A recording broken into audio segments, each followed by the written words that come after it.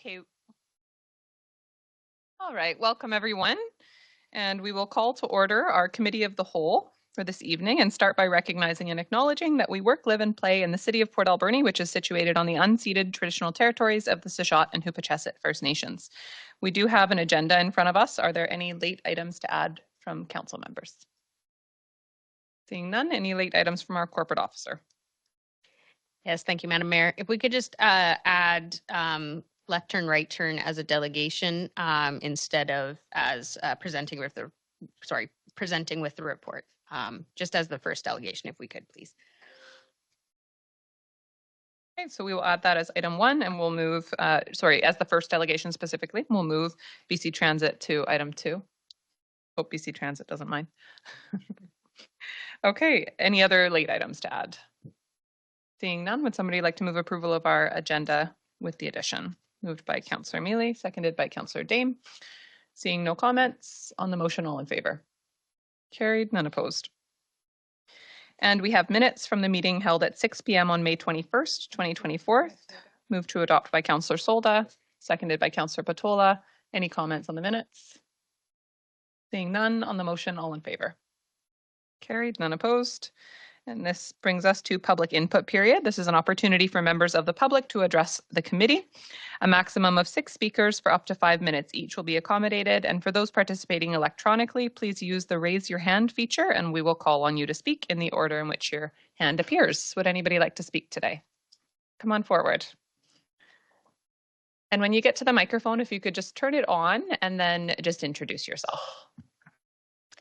Hello, my name is Katie Grieve, and I was here last month, and I wanted today to ask one more question. But before I do, I wanted to apologize to you all because last week I was asked if my question had been answered, and unfortunately I did not respond, and I should have. And so I apologize for not keeping you folks accountable. Anybody worth their salt, any leader wants to be held accountable. So I'm sorry that I didn't do that. I promise you I will try to do better from here on in. Thank you. So my question is to do with Miss Frida and her being utilized by Port Alberni. What I wanted to know, and I really do want to know the truth behind this, I want to know what you're really thinking, is what was it about Miss Frida's website that won you over to approving her to service our children at libraries and schools? Was it the provocative stance with that they had handheld high and basically flipping the bird, indicating defiance to authority? Or was it the message on the back wall that said F-U-C-K-U-B-I-T-C-H? Was it the vulgar language, or was it the possible suggestion that she is misogynist? And does that mean she doesn't like little girls? I don't know. And finally, was it the fact that she highlighted one of her favorite songs? It was called Sex With Me. And if you look at the lyrics, you'll see that it's all about S-U-C-K-I-N-G. That's the word used several times on the couch, on the bed, in the neighbor's house. So what was it about this website that attracted you to ask this person to come and service our children? Thank you. This is not question period. This is public input period. So you're welcome to stand up at the end of our meeting and ask your questions, but we're not able to answer them right now. We'll go to the next speaker. Well, that's a change because last week I did it at the beginning. Sure. And if you take a look at the agenda, as well as what I read out at the beginning of the agenda, this is public input period. So welcome you to come up and ask those questions again. I think you've provided your input. Okay. Thank you so much. Are there other speakers who'd like to come forward? Mr. Anderson. Yeah, it's on a point of order. We had this discussion several months ago where I said this isn't question period, and you weren't at the meeting, Mayor Minions. You were on Zoom, and you said, no, that's not true, that we've always allowed questions, and you have in the past little while. And so I'm wondering why this past speaker is now you've changed back to no questions. It didn't make sense to me because we had 2 question periods for the last couple of months. So I don't know why it goes Thank back you. and forth like that. Appreciate your comment on that. I am just sticking with what's on the agenda, and I, of course, wasn't here at the last meeting, recognizing that it may have been done slightly differently, but this is public input period, and questions will be taken at the end of the meeting. So what you said a few months ago, it's on record that it's always been. Yes, Mr. Anderson, absolutely. incorrect. We try, when possible, to accommodate. However, what we have seen is an increasing number of questions during public input period.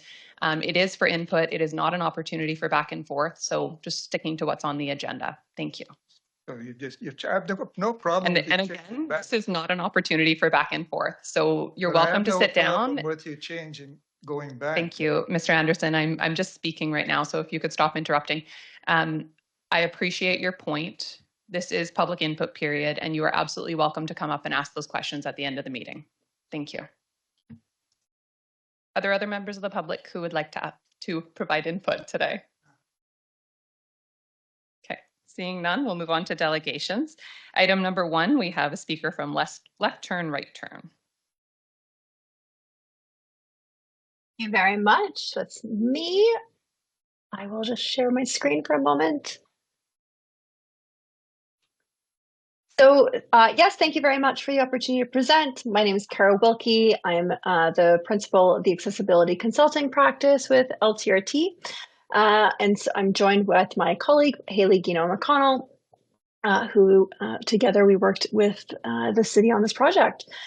So we are going to very briefly introduce the rest of our team, talk about the Accessible British Columbia Act and what has led us to speaking with you today, review the objectives and process that went into getting us to this place, including what feedback we heard through the public engagement process. We're going to briefly go over the draft accessibility plan that you should all have in your packages. We're not going to go through that in detail.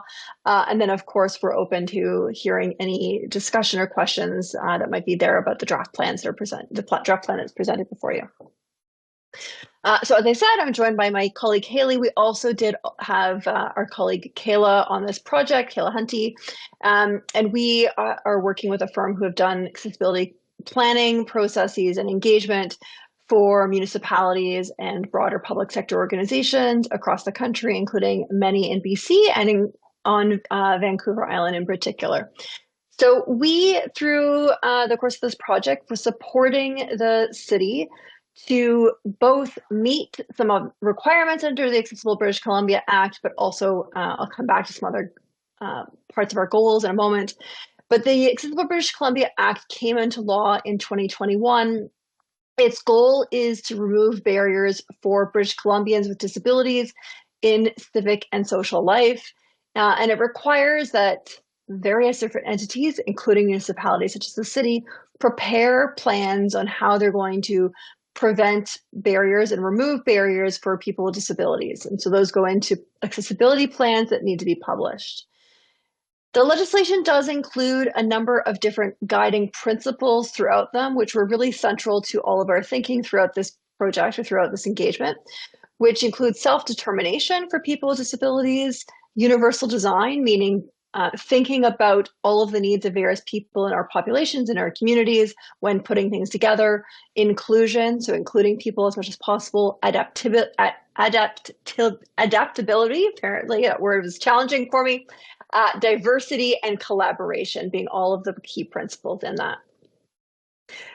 So when we were engaged by the city, our one key goal, of course, was to develop an accessibility plan for the city with a series of actions or recommendations that the city could undertake in the years going forward. There were kind of 4 underlying goals to that, not just to have a plan, but to have a plan that's meaningful. So the first of those was to have a plan that reflects the needs and priorities of community members. And so this is why our public engagement was such a critical part of this, as well as one that is endorsed by the Accessibility Advisory Committee. And I can report that that did happen at their meeting. I believe it was earlier this month. A plan that is specific to the needs of the city. So this was a project that we engaged with both the city and the regional district together. And of course, one wanting to have a plan that is specific to the municipality and aligned with the city's goals and its broader activities. As this is in part being driven by legislative requirements, it does, of course, need to meet the Accessible British Columbia Act obligations, as well as some of the best practices and guidance material that is available and that your peer municipalities have been engaging in. And then the other part of this is about making sure that it's providing you a pragmatic and principled path to improve accessibility. And so I flagged this really, there's often a tension between what ideal accessibility would look like, but also the pragmatic reality of day-to-day challenges, of course, budgetary and other limitations. And so trying to find a path that leads us between both of those points.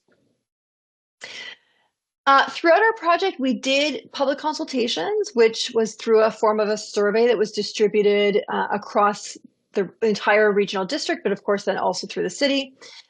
We had 3 engagements with the Accessibility Advisory Committee.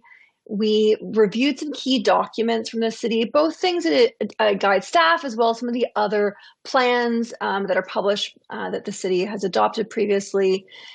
We engaged some discussions around tables with staff to really understand what are some of the current challenges and some of the current opportunities that they had seen and what feedback they'd heard around accessibility in the past.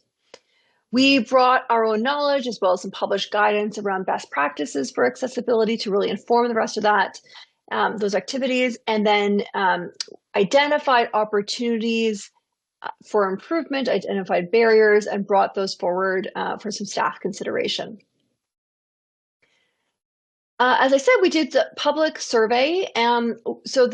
We did have 108 respondents of that. We did deliberately open this up to the entire community, invite people both who identified as having a disability. We also explicitly often invite people who are close to someone with a disability. So, the parent or a child or a partner of somebody with a disability. And we had, as I said, 108 respondents. 27 of them identified as having a disability for themselves. 32 were responding saying that they were close to someone with a disability. And almost half of those responses were coming in this age range of 31 to 54.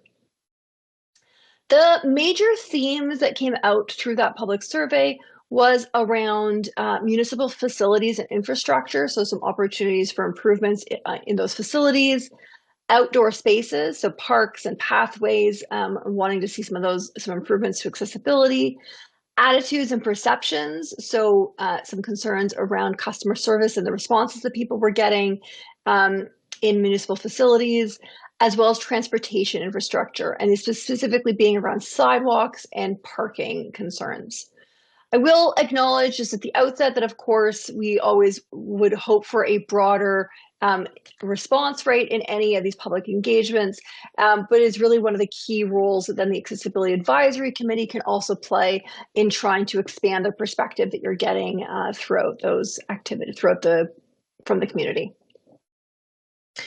So you have a draft plan in the package, and it includes both some kind of introductory content, so introducing some of the role of the city, who it is, what kinds of things that it does, and then has commitments to improve accessibility in the areas that are relevant under the Accessible British Columbia Act, that are relevant to the city's operations and are required under the Accessible British Columbia Act, as well as one additional one.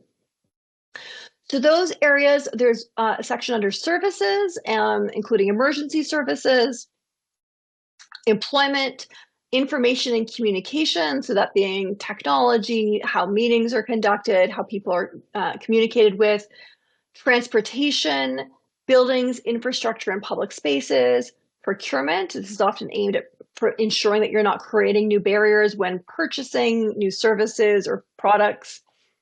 And then the last one that was added by the advisory committee that was focusing on increasing awareness and reducing barriers. And so we did throughout that. I just want to say you have this in your package, but just to say that you do have, I believe that you do also have the version of this plan that has not yet been put through into the branding of the city. So obviously that will be a step that happens after we get direction from the committee, but that you do have this within your package. So I'll stop there. We'll turn it back over to the committee for any discussion. We're happy to answer any questions that there might be. Thank you very much for the report and for all the work that's gone into this. And council, just for information, we do have, of course, this item under H1, new business. I think that we can kind of discuss it all in one rather than two separate items. So if council does have comments or questions on the report specifically, we've got our Deputy Director of Corporate Services here who provided the report for any questions, or any questions, of course, to the presenter as well. Okay. With that, comments, thoughts, questions? None? Councillor Solda. The biggest thing is at this committee meeting, because I chair this meeting, and it's really important to act on it. You know, talk us to, and we need to make sure we actually apply to it. And I know we do. We're getting better. I mean, look how long it took us to put, unfortunately, the elevator in. It's here, it's done, but we are looking at it. And as long as it's in our bylaws, and I'm sure there is a lot of things in the bylaws. A lot of people don't understand. Disability doesn't mean that you have to visually see it. People have different disabilities and they live with it. And so they're living with a disability, and we need to recognize it. So when you see somebody park in a handicap, or you have to realize they might not visually give that impression they're living with disabilities. There's some other reasons. So people are not looking at that when they park and they see somebody and they give them a bad time. So there's a lot of things, but it's just access into our buildings. We have a lot of, which I stated that we have a lot of old buildings in our community that aren't accessible. And so some people are trying to change that in their buildings, but it does cost. So we have to be really conscious of that. And I think that's really important in our community, that we start looking at it, same as our parks and stuff like that for others. And we have had that discussion, Madam Mayor. So I just wanted to bring that forward. And I believe we need to make that more of a part of our document. Absolutely. Thank you for that. Councillor Dame. Thank you.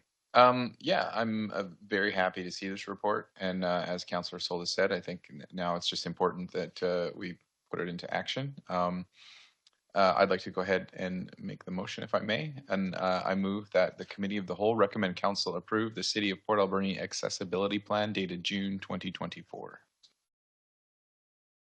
Thank you. Moved by Councillor Dame, seconded by Councillor Solda. Any comments? Seeing none on the motion, all in favor? Carried, none opposed. Excellent. And thanks again to the presenters for being here. It's always helpful to have that overview. Thank you. The work that was done. Thank you. Our pleasure. Okay, we will move on to our next delegation, and this is BC Transit. And we have S. Wright in attendance to present an overview of the BC Transit Future Service Plan data. Thank you, Mayor. Thank you, Mayor Minions, and thank you, committee or council for the time to present tonight. So I'm going to be actually presenting with my colleague Victor Copetti, but I'll provide a few opening remarks and I'll stick around for any question and answer that are about transit generally, but he'll speak to the work that we've done that he's done on this plan. I last had the opportunity to speak to you on September 14th of 2023, where I outlined a bunch of things generally about BC Transit, but also spoke a little bit about this Transit Future Service Plan, spoke in general terms about the engagement we were about to undertake at that time. We've since completed the engagement. We've surveyed the drivers that drive the system in Port Alberni. We've surveyed the public, which Victor will speak to. We also met with stakeholders and reached out to local community groups, the high school, the school district, the Island Health, and a number of other local agencies. We reached out to the First Nations in the area. Unfortunately, we weren't able to have meetings with them yet, but we are keeping that possibility open. And Victor and I also came up and spent some time riding the bus and talking to passengers and users of the local transit system at exchanges, at the 12th and Redford Exchange, as well as at Walmart Exchange, and had some really meaningful conversations with folks that really appreciate the value of transit in Port Alberni. We are coming to you tonight to check in and touch base and say this is what we've heard. This is not a finalized plan. We recognize that we need to do some more work. And so this is sort of a draft summary of where we're at right now. And we're looking to hear from you tonight on whether we've hit the mark and whether you have some feedback to tell us. We're going to be doing the same on Wednesday at the Alberni Valley and Bamfields Committee of the ACRD. This plan is also agnostic. I recognize that there's conversations about community sharing between the city and the regional district, and I don't think we want to step into any political conversations about how you manage governance and costs. But I will say, from my perspective as a manager of government relations, there are a number of different governance and cost sharing formulas and approaches to funding transit that we have in operation across the province. And I'm certainly happy to have conversations with staff and yourselves about what those look like. The options today probably wouldn't proceed in the current governance and funding structure, but would require some new agreements or changes to the structure to be able to support them. Currently, I would say the fixed route service is provided by the city and funded at your cost share, with the province paying the balance just between the city and the province. And then the ACRD just funds the customer Handy-Dart transit system. So that's somewhat unique, but that's the current funding and governance structure. And this plan looks at possibilities that would probably require us to have further conversation. So we're looking to broach that conversation tonight, and happy to answer questions about that at the end, but I'll pass it over to Victor.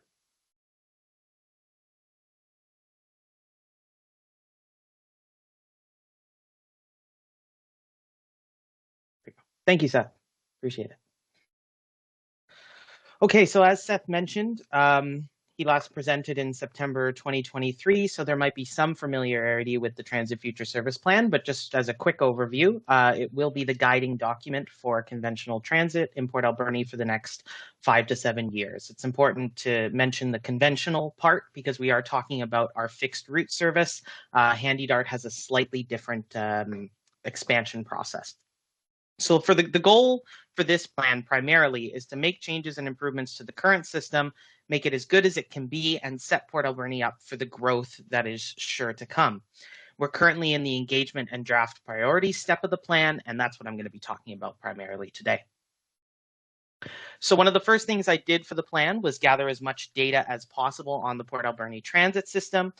Route 2 has the highest ridership in the system. It's followed closely by routes 1 and 3, and Route 4 sees slightly lower ridership, being the evening and Sunday service. Across BC Transit, on average, we've suppressed pre-COVID-19 ridership levels, but in Port Alberni, it's not quite there yet, as you can see by the ridership for the system year over year. We're not quite at that 2019 number.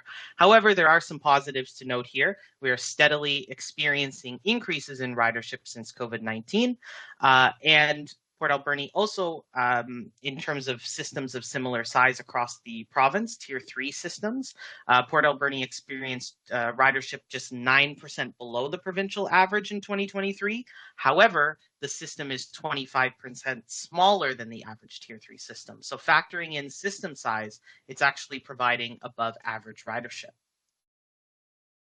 After the data collection and interpretation, we moved on to engagement. Seth provided a lot of background on what we did. We surveyed operators who provided us with some key insight on the system. They drive the system every day, and they know a lot about the positives and negatives.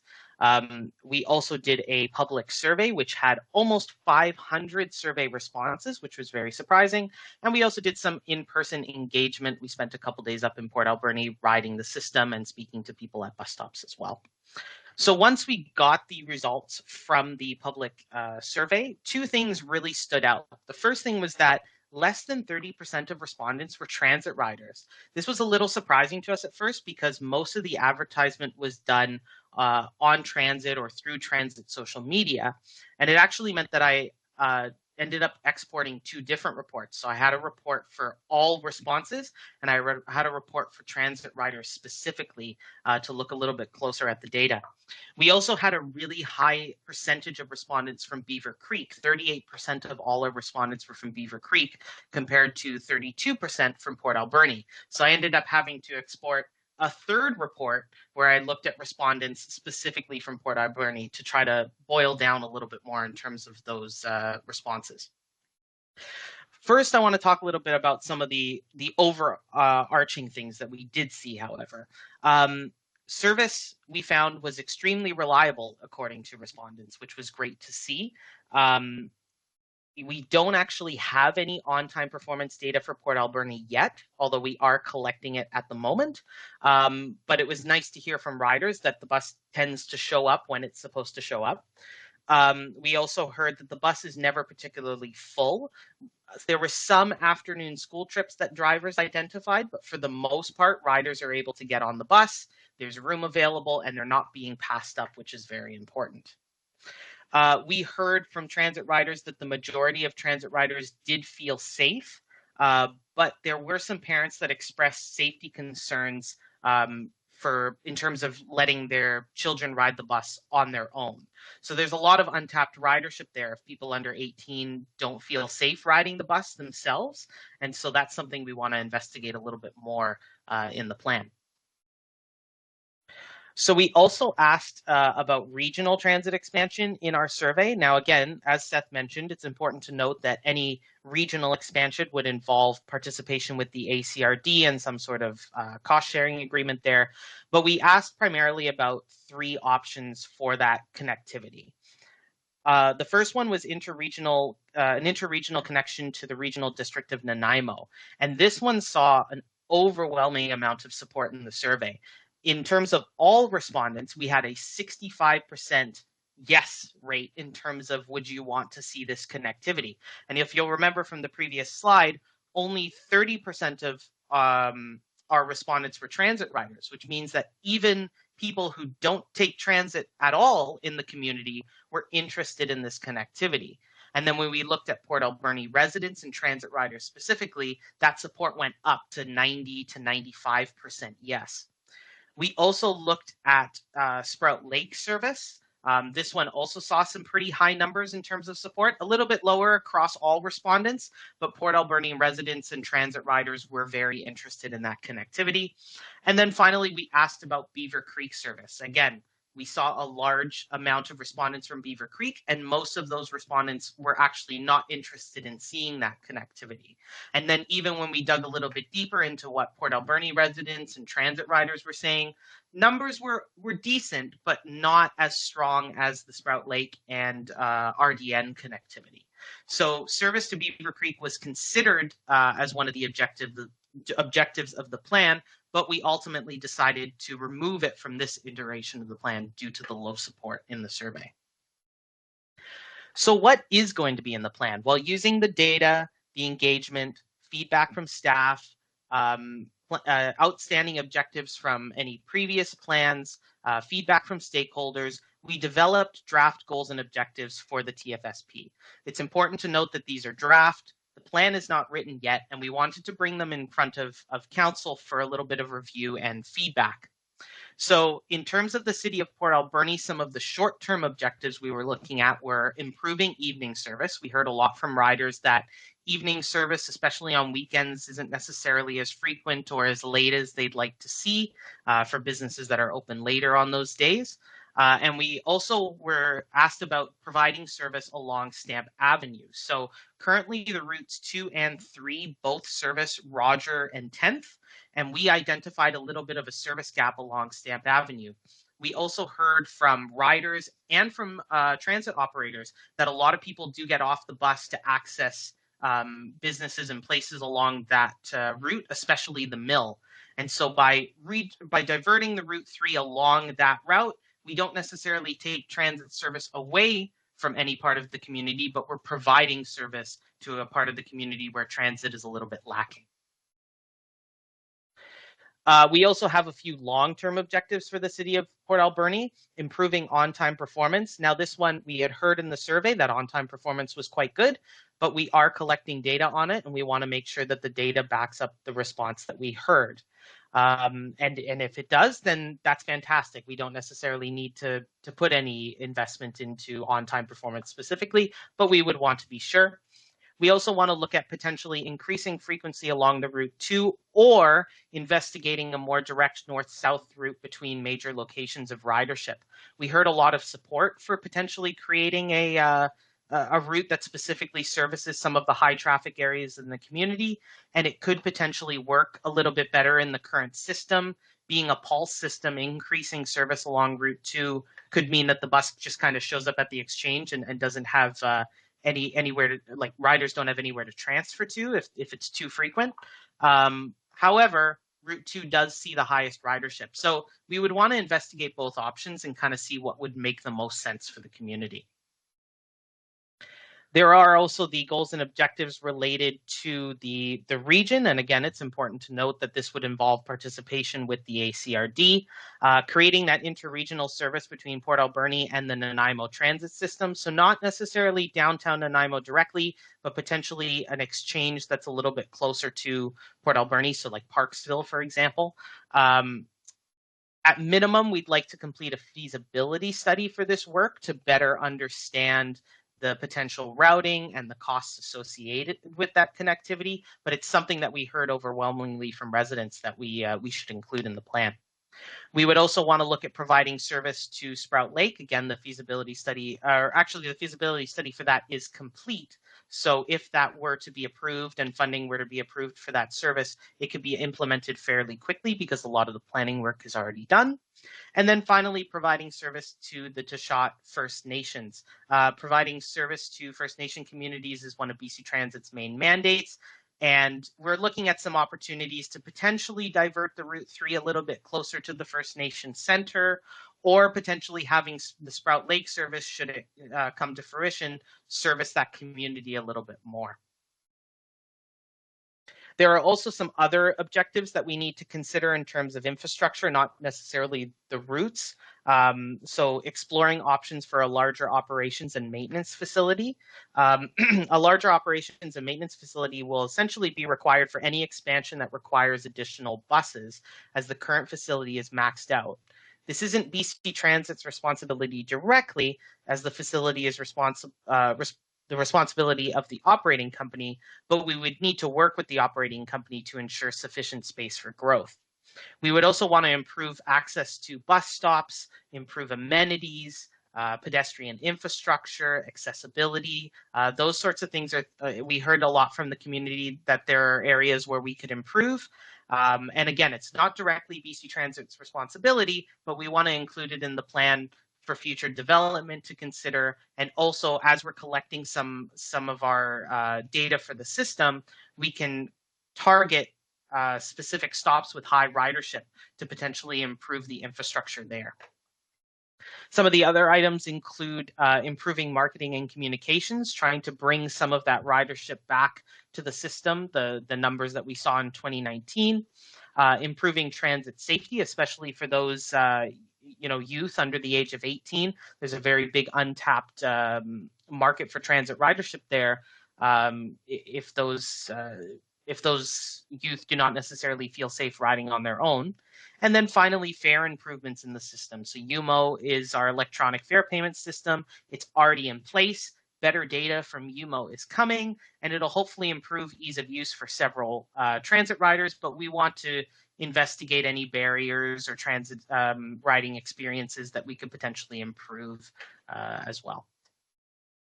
So if there were three things that I would say are the key takeaways from this presentation, if there's three things that I would want you all to remember above everything else, it's that number one, service levels, on-time performance, and service coverage for the system all appear to be quite strong. There are some minor tweaks that we can make to the Port Alberni system, but right now it seems to be functional, and a lot of riders really do seem to like the system as it is.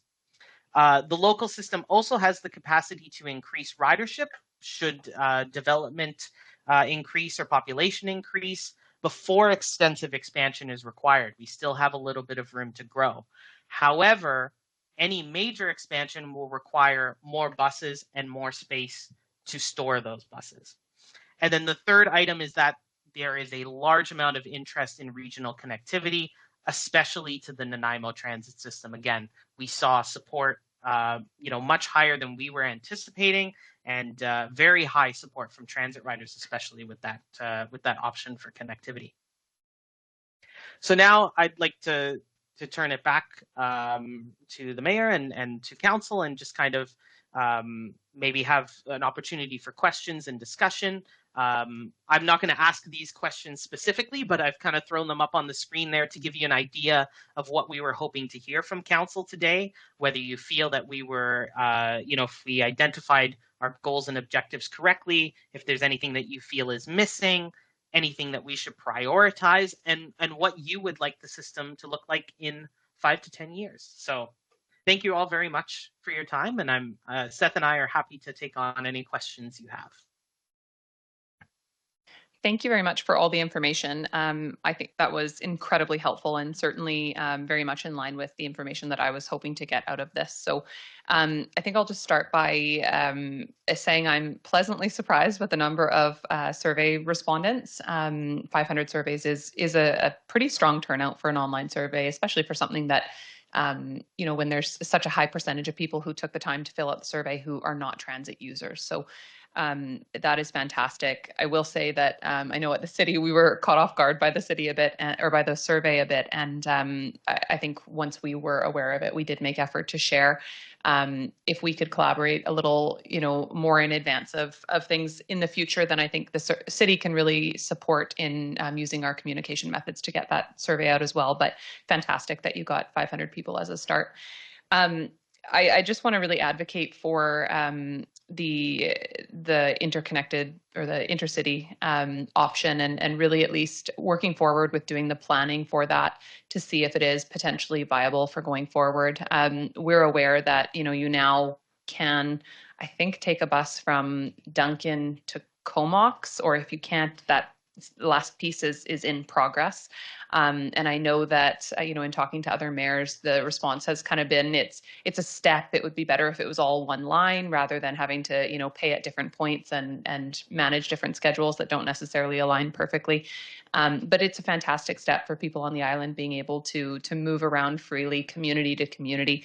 And I think especially as those connections strengthen over the next few years, I want to ensure that the city of Port Alberni and the regional district are not left out of that. So I think at least having that work done will be really positive. And from our perspective, I know it's a regional district conversation, but I would love to see that planning work done. And I will just say that I was recently in Spain on a small island, and the intercity bus service was incredible. And I thought to myself, wow, like this small island in Spain gets it, and we can't get, you could get hours around anywhere you wanted to go throughout the entire island, community to community, and we can't get to Parksville. And so I think that we're leaving a lot of kind of opportunity on the table by not being better connected to other communities on Vancouver Island. And especially as that starts to shift in a positive direction, I want to make sure Port Alberni is included in that. And lastly, the service to Sprout Lake is another one that is really important to me personally. I hear from residents all the time in the summer that they don't have the means or opportunity to get to Sprout Lake. We have a lot of young families in this area and a lot of people who don't have access to a vehicle, or they're a family with one vehicle and it's used for work and they're at home with kids in the summer and don't have the opportunity to go and enjoy an asset that we should all be able to enjoy. So adding that bus service and improving connections and enabling service to the lake, I think, would make a real difference in the lives of our residents. So I will just leave it at that, and I will go to Councillor Haggard and then Councillor Mealy. I think Mayor Minion said just about everything I wanted to say, so thank you.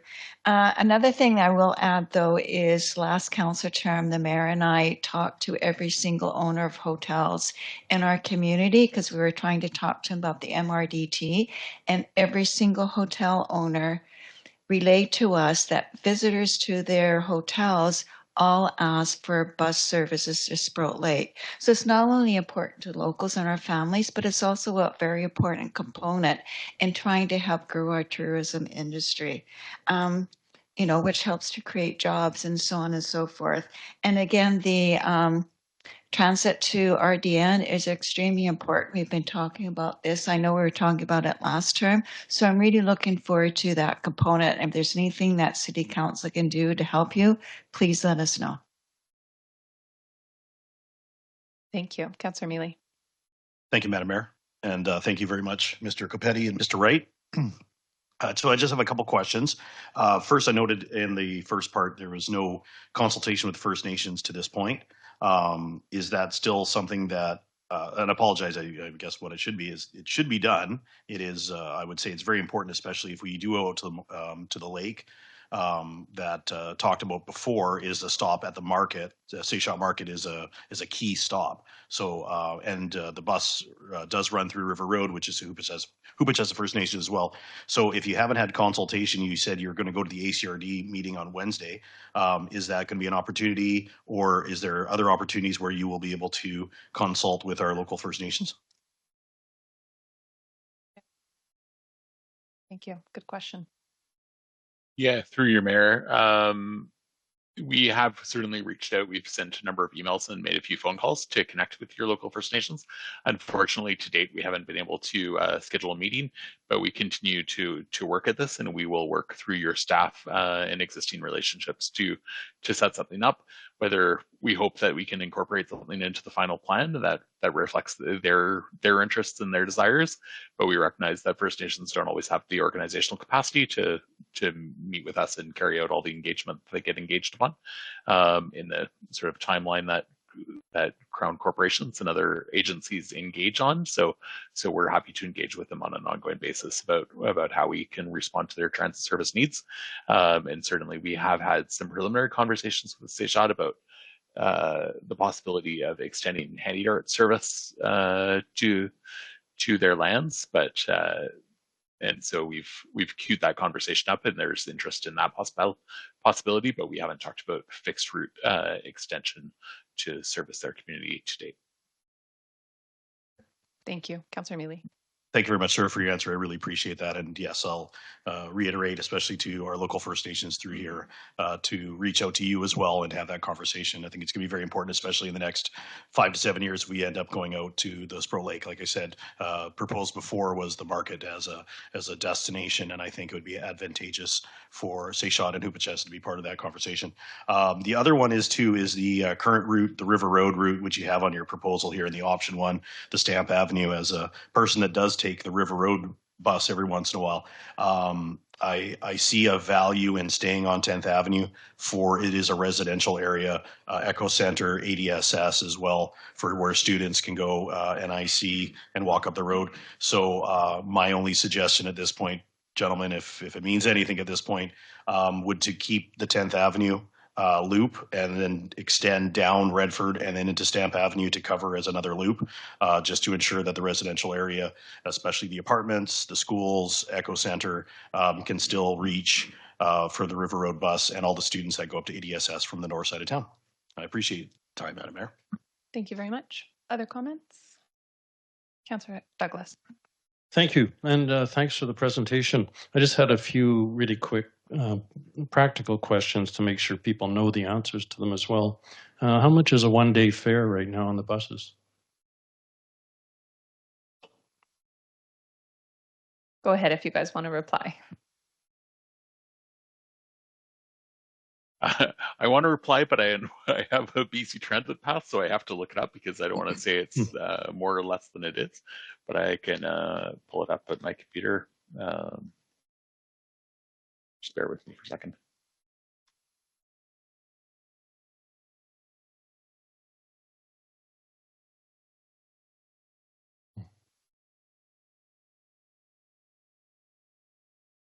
Yeah, it's $2. So it's on the lower end of comparable systems on Vancouver Island, which are between $2 and $2.25 or $2.50, depending on the system. All fares are set by the local government. So in this case, you yourselves, the council sets the fares, and the fares were last set some years ago. There has been a condition with Safe Restart, which was millions of dollars spread across the province, provided by the province, that required that fares not be increased during the pandemic as a response to declined ridership. But now that we're coming out of the pandemic in April of 2025, you will be at discretion. It'll be at your discretion to increase fares if you see fit, and we can support that with a fare review.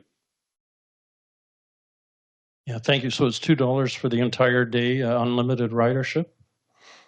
No, it's $2. Sorry, it's $2 for a single ride, and it's $4 for the entire day for unlimited ridership. Day pass is $4. Okay, thank you. And the other thing, as far as payment methods, like the mayor, I was in another city traveling around. Can I hop on a bus and use my debit card or credit card to just swipe it and take a bus ride?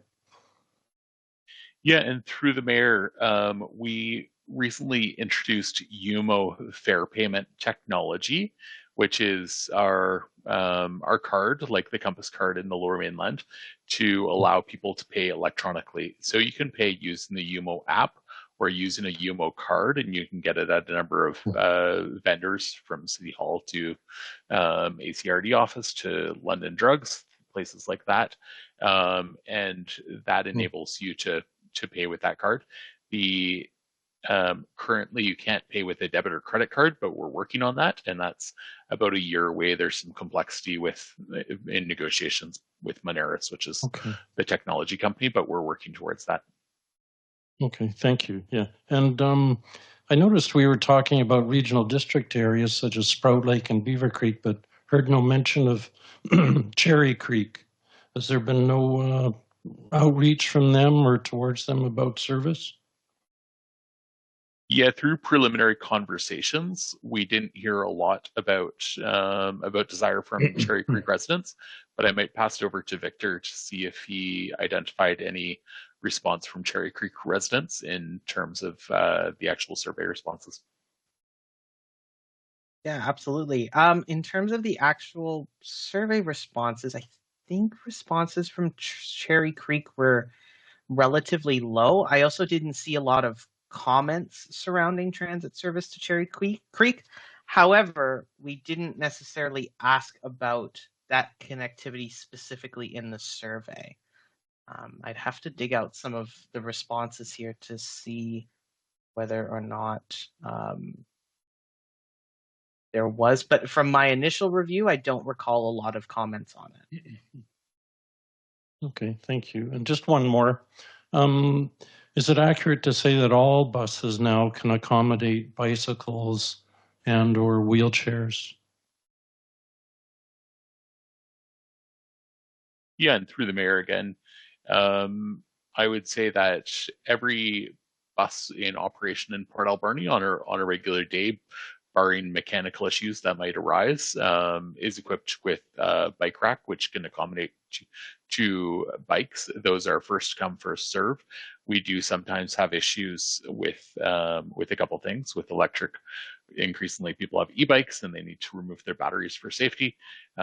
There's also considerations around the bike the bikes being first come, first serve. Sometimes both bike racks are in use, but certainly that is accepted. And similarly, our buses all kneel, so they have suspension that goes down to the curb level, and ramps can be deployed to enable folks in wheelchairs to get on the bus more easily.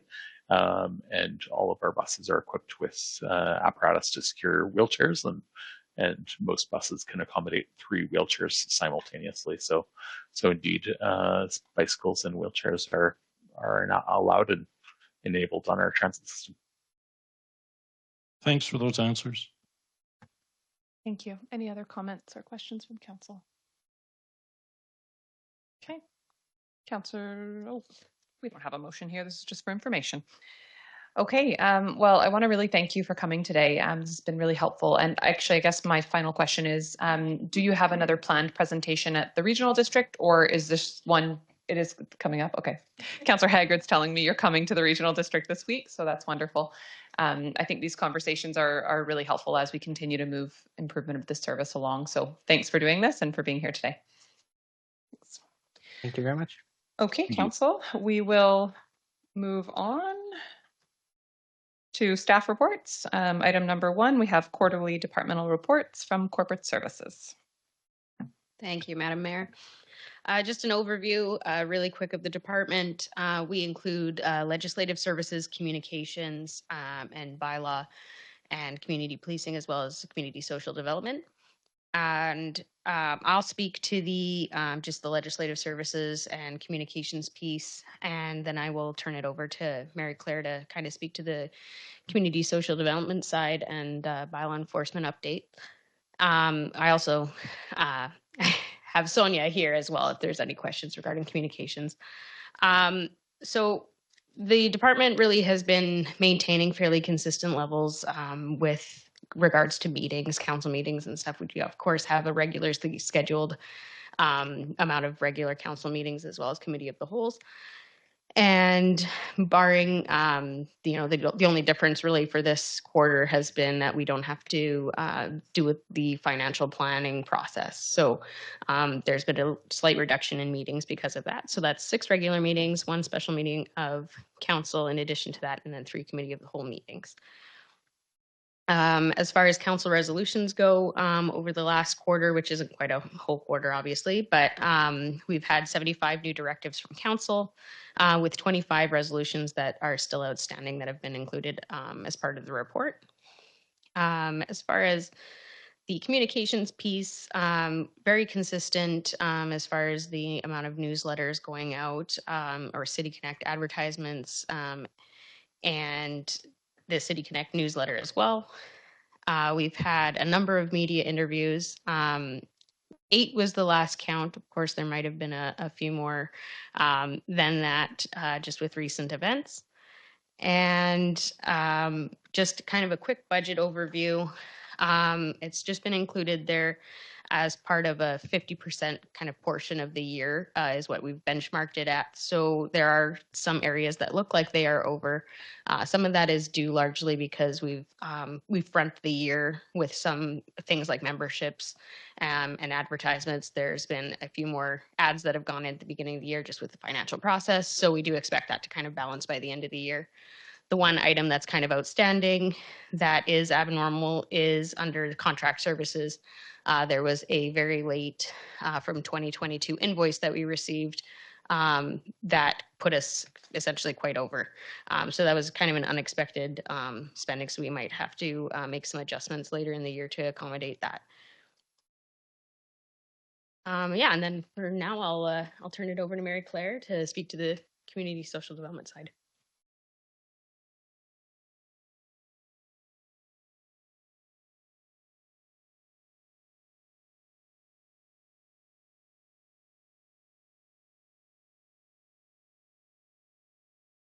So good evening, Mayor and Council.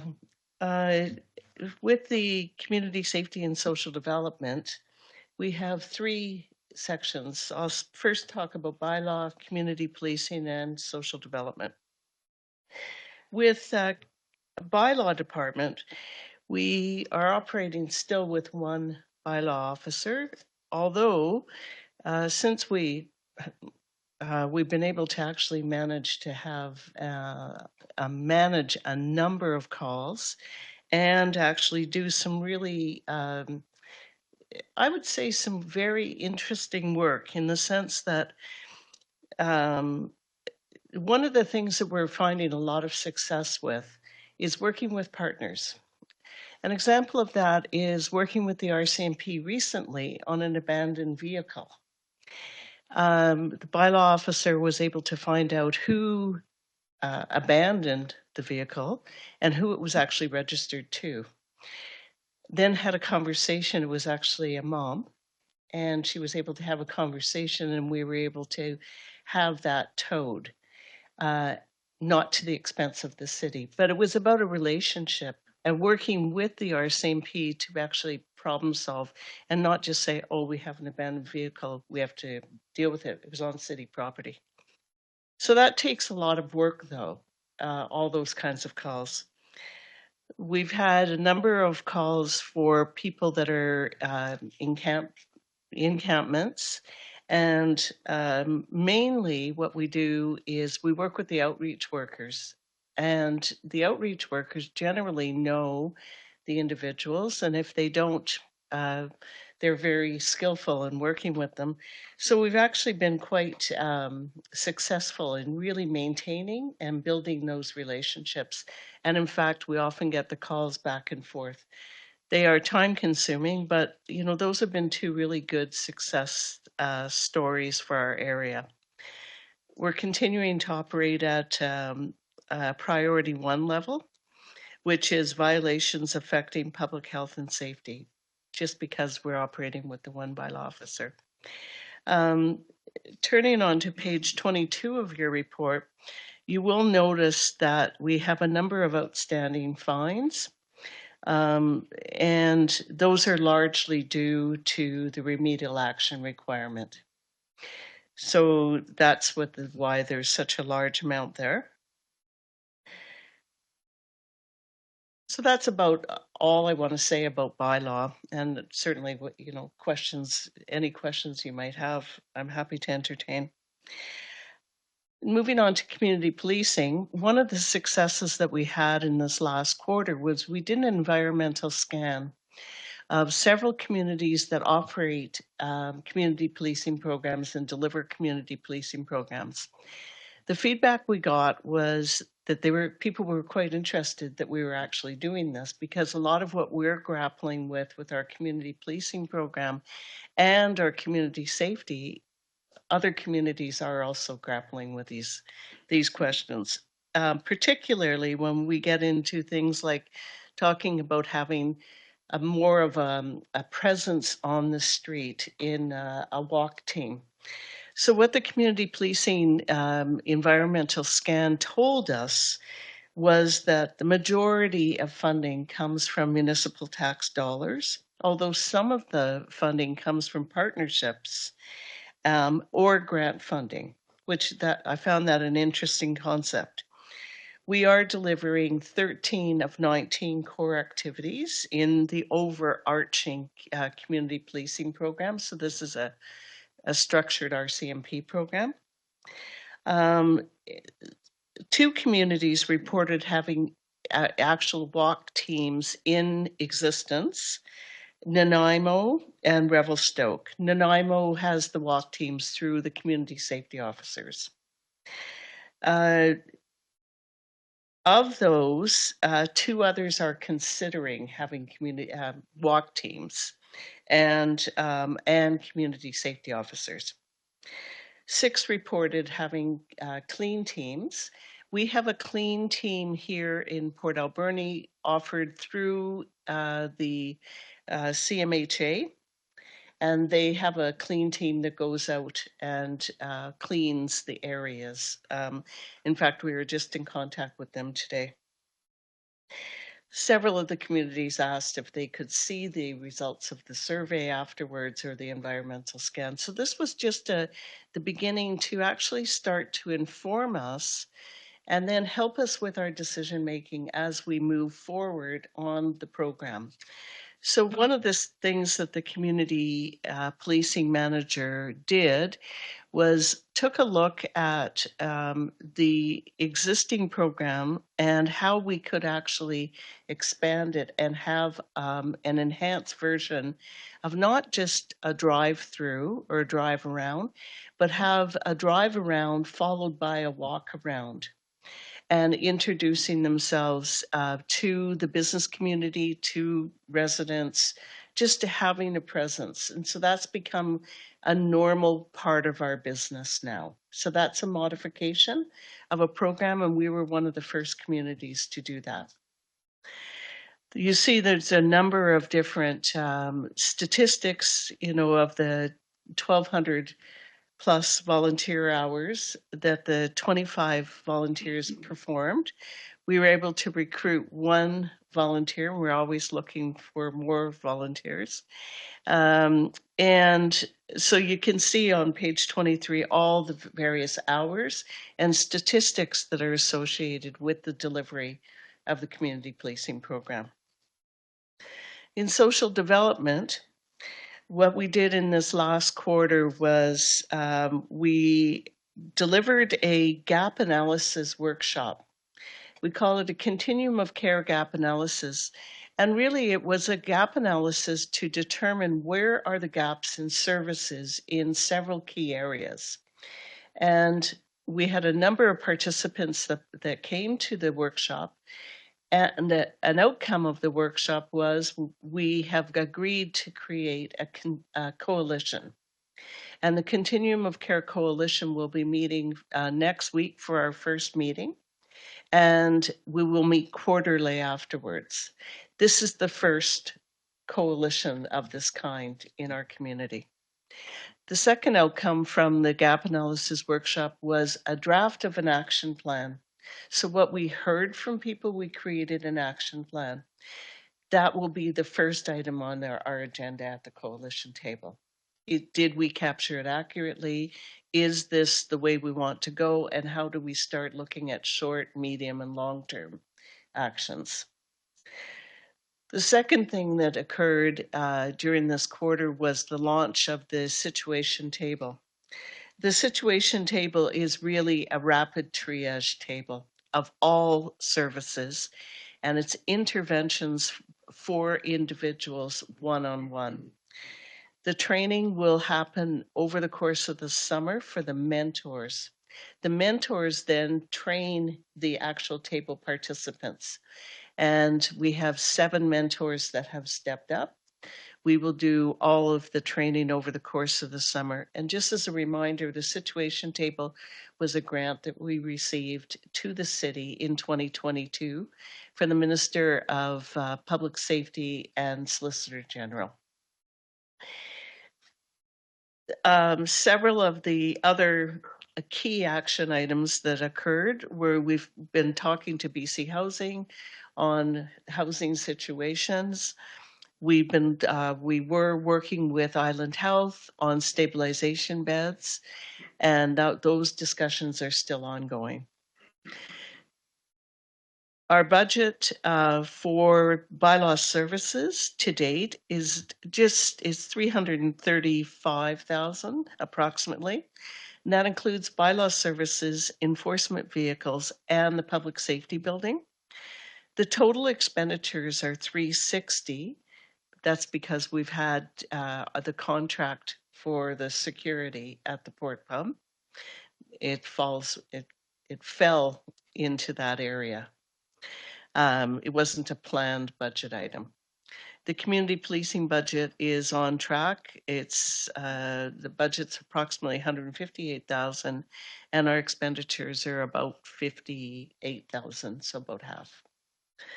So our next quarter, we will be looking at a more in-depth approach with community policing to focus on doing crime prevention through environmental design. The community policing manager will go and take the actual certification for that. we do consults for crime prevention a lot with businesses and residents, and that's always a service that's available to people. And we will ramp that up more, as well as a block watch program. With the coalition with social development, we will really, the guiding principles will be determined at our first meeting next week. And then, of course, the launch of the situation table. So with that, that's the report for that area, and happy to take any questions. Thank you very much. Councillor Haggard. Thank you, Madam Mayor. Just so you know, Mayor Claire, I have actually referred a couple of businesses to your manager of policing program in order to do a consultation. Good. So I know I've heard he's very good at doing that. So my question for you, and I don't know if you can answer it or not, but in the last council, there was a survey done and many people felt unsafe going to 3rd Avenue area. I've never had that feeling, but it was a feeling that really came out in the survey. So we were very purposeful in placing our community safety building on 3rd Avenue to help alleviate those concerns. Have you noticed any kind of change in attitude on people coming to visiting 3rd Avenue, or is it still too soon to tell? Well, there's two things two thoughts I have. We get a lot of people that drop in at the public safety building. The public washroom is used quite readily. People will come in and report things that they see just walking. They'll come in and ask questions. Of course, they'll come in and make a complaint for bylaw as well. But so we do notice more activity. But one of the things that we heard at the gap analysis workshop, because one of the sections that we had was on community safety. And some of the things that we heard were that, what's working is, there's a number of different services in the community that are working, the services that work together. But then we also heard about the accessibility for disabled people, not enough supportive housing, partnership for critical incidents, better alignment between services. We heard about community services should always be free of charge, which for the most part they are. But one of the things the reason I raised that is we'll be taking more of an in-depth look at community safety in general. So in a roundabout way, I hope I've answered your question. Yes, thank you. Thank you. Councillor Mealy. Thank you, Madam Mayor. Thank you very much for the report. Really appreciate it. But the first question was just how much was just asked is how many people come through, and you see that obviously people are just coming in, which is great. That's what the building's for, and to have people accessible or have the staff accessible and have bylaw accessible. The other comment I'd like to make just really quickly is the story talking about the car that was abandoned and need to be taken care of. And I really appreciate that. I know Councillor Douglas brought it up of voluntary compliance over enforcement.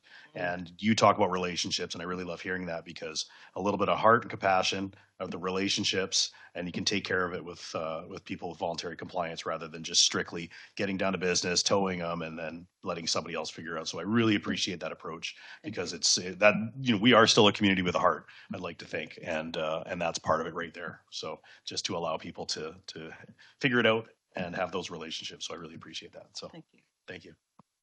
Thank you. Councillor Patola, and then Councillor Solda. Thank you, Madam Mayor. Through you, I'm just wondering, with regards to the community policing program, how many, if any, of the activities of community policing occur outside of the boundaries of Port Alberni? So, for example, the Speed Watch program operating on Beaver Creek Road, or any block watch programs that are in communities in the valley but not within the city limits? They're all conducted within the city limits. Thank you very much. Councillor Solda, and then Councillor Douglas. Just a quick question. So community policing, they do foot patrols, but are we going to see an increase in foot patrols, not just in the 3rd Avenue or Uptown area here, but maybe on Johnson Road? I mean, there's a lot of still theft and stuff going on. So is there going to be, we're going to see an increase? I loved it when the bike patrols were here back in the day. I mean, they were really popular with the community, but it would be great to see more. Thank you for your question. What we are doing for the next quarter is we will be looking and examining all options. And the first start was enhancing an existing program with the resources that we have. It's a little premature for me to say, yes, we will be having more of a presence, but what we are doing is we're looking at all of the options and then going to present those options back to council. So we're doing much more of an in-depth review and analysis, and then looking at what could we possibly do with the service levels, and then how would that work? Thank you very much. Councillor Douglas. Thank you. Thanks for the report. I was just wondering, in terms of the demographics of that you draw from for our core of volunteers, what sort of sector is that coming from? And then following on that, what could we possibly do as a council or community to increase that number of, I think we're at 26 now, you were saying?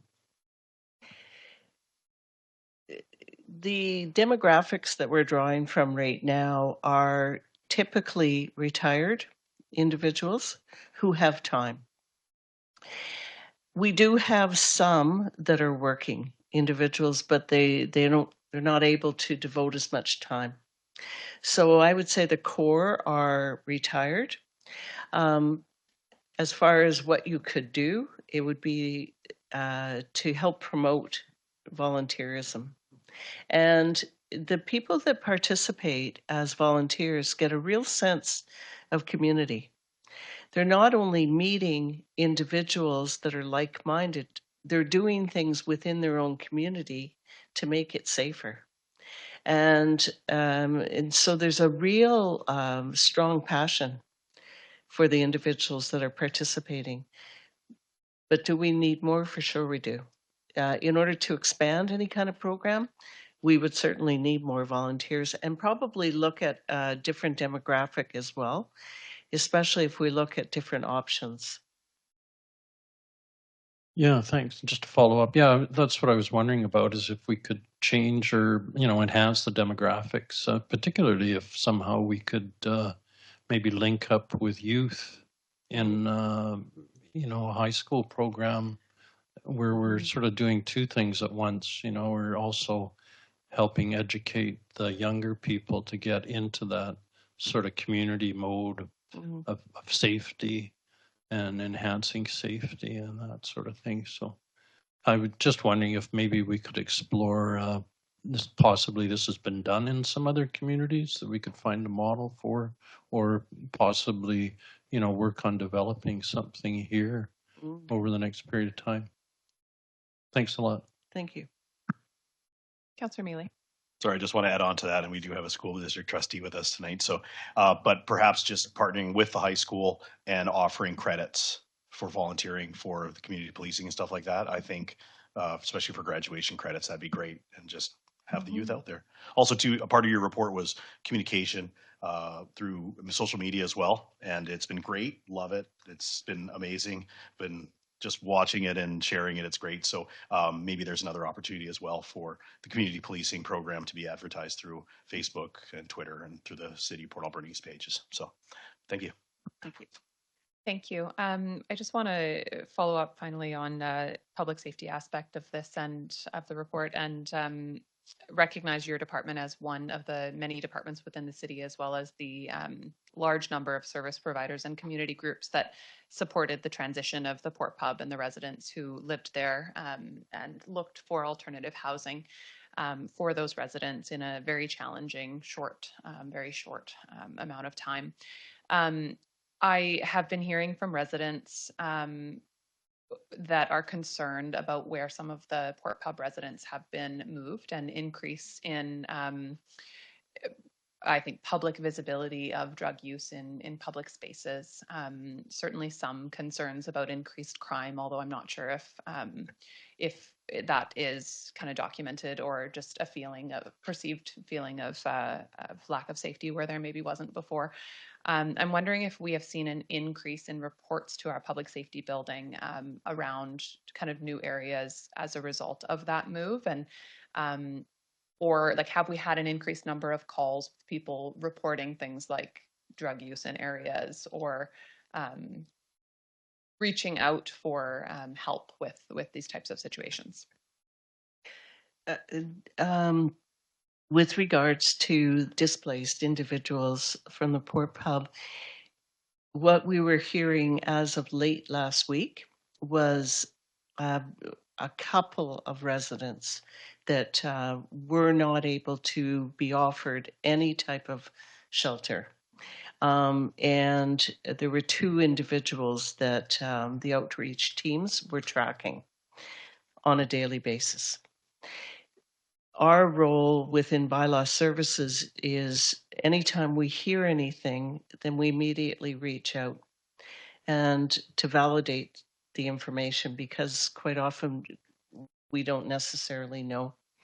And so that's as of late last week.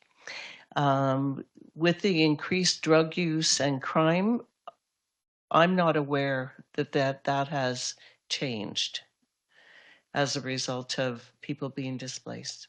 Thank you. And I ask because I think that, I see conversations on social media and I've heard anecdotally from people, but I think it's really important that when people are experiencing new challenges in their area, certainly people have a tendency to, look for someone to blame. And I think it's important to note that it's not necessarily a result of the Port Pub move if there's a new challenge happening in an area. And that said, I also want to let people know that the city and the public safety building specifically is somewhere that they can call if they're seeing concerns in their area.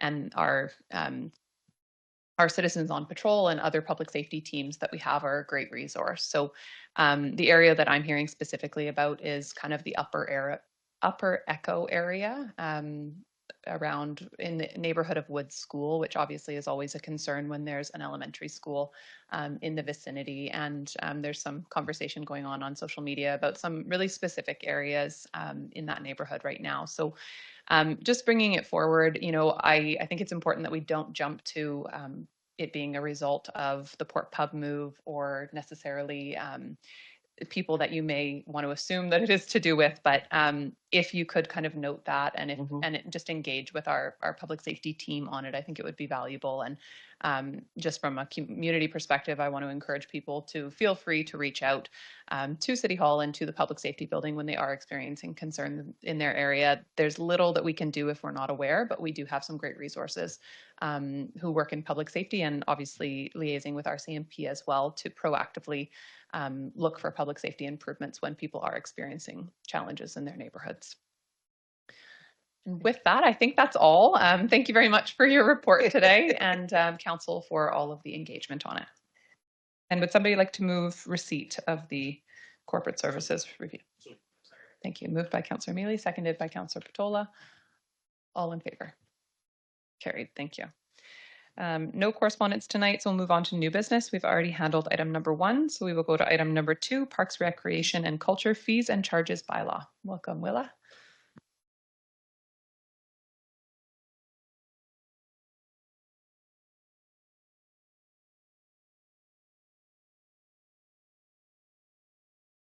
Thank you, Madam Chair. So the current cost for admission to or use of the city's recreation facilities is outlined in bylaw 4872, which was last updated in 2015. So at the March 11th regular meeting, Council passed 3 motions. Number 1, that staff update recreation fees and charges as of September 1 of this year to reflect the 2024 median of 6 comparator communities. that staff implement a fee for sports field use starting September 1st of next year, and that staff outline options for city residents and residents of Sishot and Hoopachesset First Nations priority status for Parks, Recreation, and Culture Services. Details of the first motion regarding proposed updated fees and charges are found on pages 51 to 55 of your agenda package, with the data from those 6 comparator communities on pages 56 to 59. And the committee will notice that some of the suggested rates are unique from the median formula. So a few notes there that, so for any of the rates of the 6 comparator communities that actually calculated below the rate of our 2015 existing bylaw, the 2015 rate has been suggested in the staff report. Also on page 52, there's a description about the multiplex secondary sheet surface and bleacher seating is actually the same rate as our primary sheet surface, since both rinks are the same size. And on page 53, when looking at the Aquatic Center adult full facility full day rate and the full facility 4-hour rate, it's the same percentage difference as the youth full facility day rate and 4-hour rates. So information on the second motion about fees for sports field use are outlined on page 55 of your agenda package, with the data from the comparator communities on page 59. And a reminder to the committee that comparing rates across communities can be tricky, since the condition, size, type of turf, type of base, whether it be a sand or soil base, drainage and irrigation systems, they may differ actually at each field in each community. So something to keep in mind as well when the committee is considering those rates. And then the final motion about options for priority status is noted on page 44 of the agenda. So staff are currently working with the city's recreation software provider to identify options to verify participants' addresses and prioritize the registration for participants from specific geographic areas. However, as it's noted in the report there, based on how address information is obtained, this may be difficult to achieve. So something for the committee to keep in mind. And finally, on page 43 of your agenda package, staff have included 4 recommended motions for the committee's consideration, and I'd be pleased to answer any questions. Thank you very much for your report and all of the information. Councillor Solda. I'm just kind of curious to know about the fields. So, I mean, it's going to be a big topic discussion, I'm sure, out there in land there. And how is that going to work? Like, you know, somebody rents the field, but there's a multi all over the community, Sprout Lake, Beaver Creek, the regional district areas will be coming in. They're part of the team. So how is that going to look for people? Because this is a big thing. And let's put it this way, so we rent the field out. Where is the money going to go? Is it going to go to operations? Is it going to go into a contingency fund? What's happening with the money? So, Madam Chair, just to be clear, the only delineation we've got between residents or non-residents is actually is not at this stage delineated for field use. So you'll notice on page 55 of the agenda, it just is divided by age. So youth are in one category and then adults in another. The second part of the question about where does the money go? So generally it would go to, unless council would provide different direction, it would go as part of our general revenues that would be attached to that service. So again, for the committee's awareness, we currently have expenses going out to maintain our fields with 0 revenues coming in. And I think to add to that, currently a portion of, I think 10% of our Parks and Rec revenues go into our Parks and Rec capital reserve. So I think if we kept doing what we generally do right now, we would be building up that reserve slightly as well, but it would be offsetting our operation costs as well. Thank you for that. Councillor Haggard. I do have a few comments and a few questions, if I may, Madam Mayor. First of all, comment, I'm going to suggest that Parks and Recreation review the rates probably once per council term instead of waiting so many years. And I know this is before your time, so I'm not blaming the department, just a suggestion. Another comment I had on some of the rates, when you have 63 cents at the end, is there any way we can round that up or round that down? Because those drive me crazy. I'm sorry. Just a suggestion again. And has there been any discussion or any thought about reviewing agreements with the regional district areas, specifically Sprout Lake, Beaver Creek, and Cherry Creek? So they do pay some towards park and recreation. And I don't know if, I know it was started when the multiplex was built, and I don't know if there's been any increases for the last 20 years. I know it's been several years, but has there been any thoughts about having discussions and reviewing those agreements? So, Madam Chair, the first comment about rounding, absolutely, the staff would be pleased to look at the rounding. Thought it was important to provide the data as it was calculated, as opposed to taking too many liberties with rounding, so that the data is as pure as possible.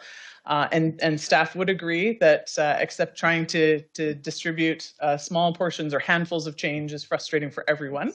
And the second question about the relationship or future discussions with the regional district. So at this stage, there hasn't been anything specific, but it would be prudent for the city as an organization to absolutely reach out to the regional district and frankly any participants or invested user groups of our facilities to explore what that contribution might be. Thank you very much. Okay, under page 51, under shower only, do you know what the demographics would be to use this service? Would it be our homeless population? I'm just wondering, is that an area that we should be increasing if it is for more of our vulnerable citizens in our community?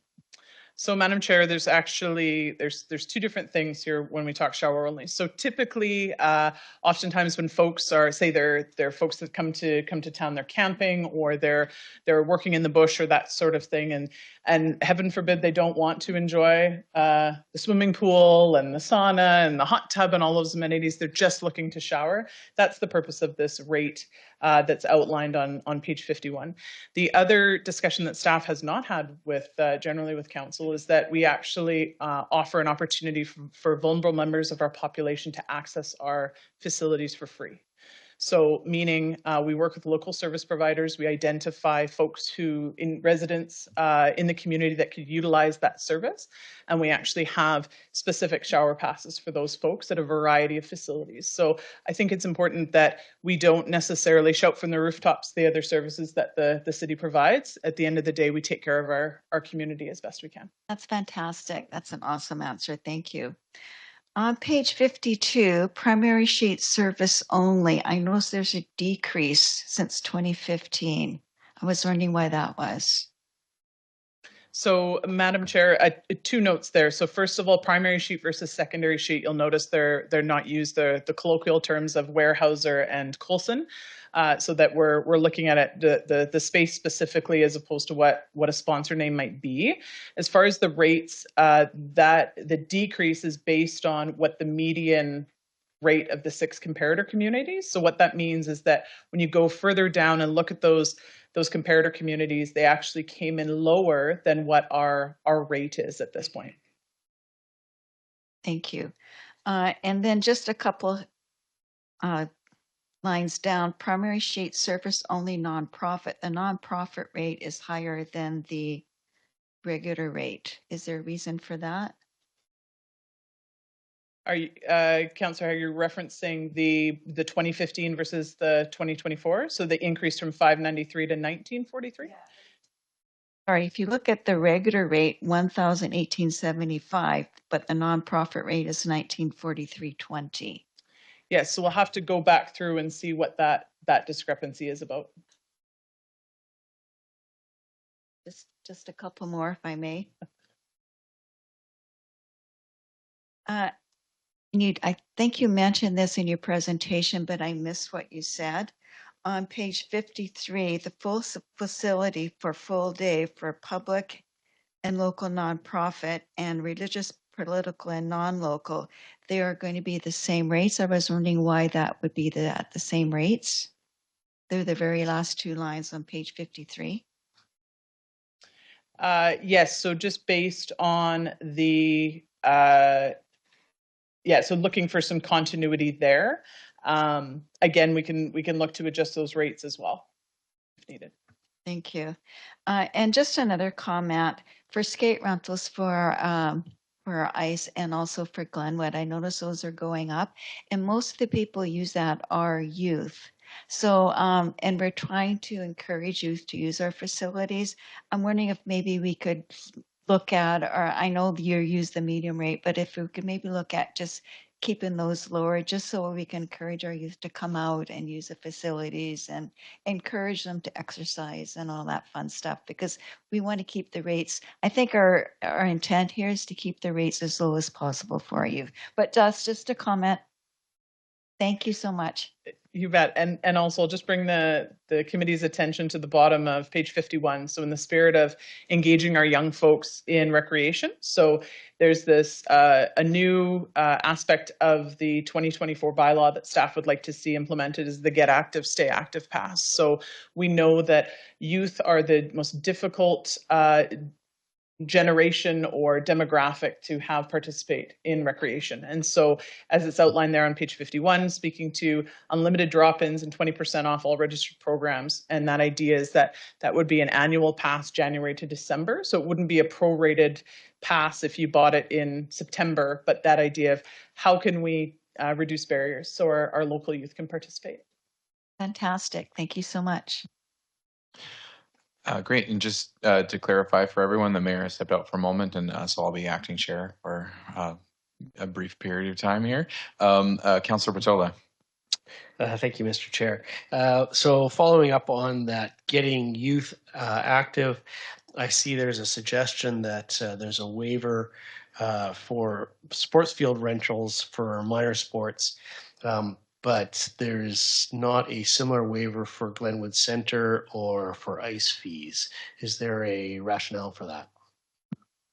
Yes, so it's based on the direction from council. Has asked specifically to waive or to put an option in place to waive fees for field rental, but not any other services. So staff have followed that direction from council, and of course, if council wishes to have that change, staff would be happy to make that change.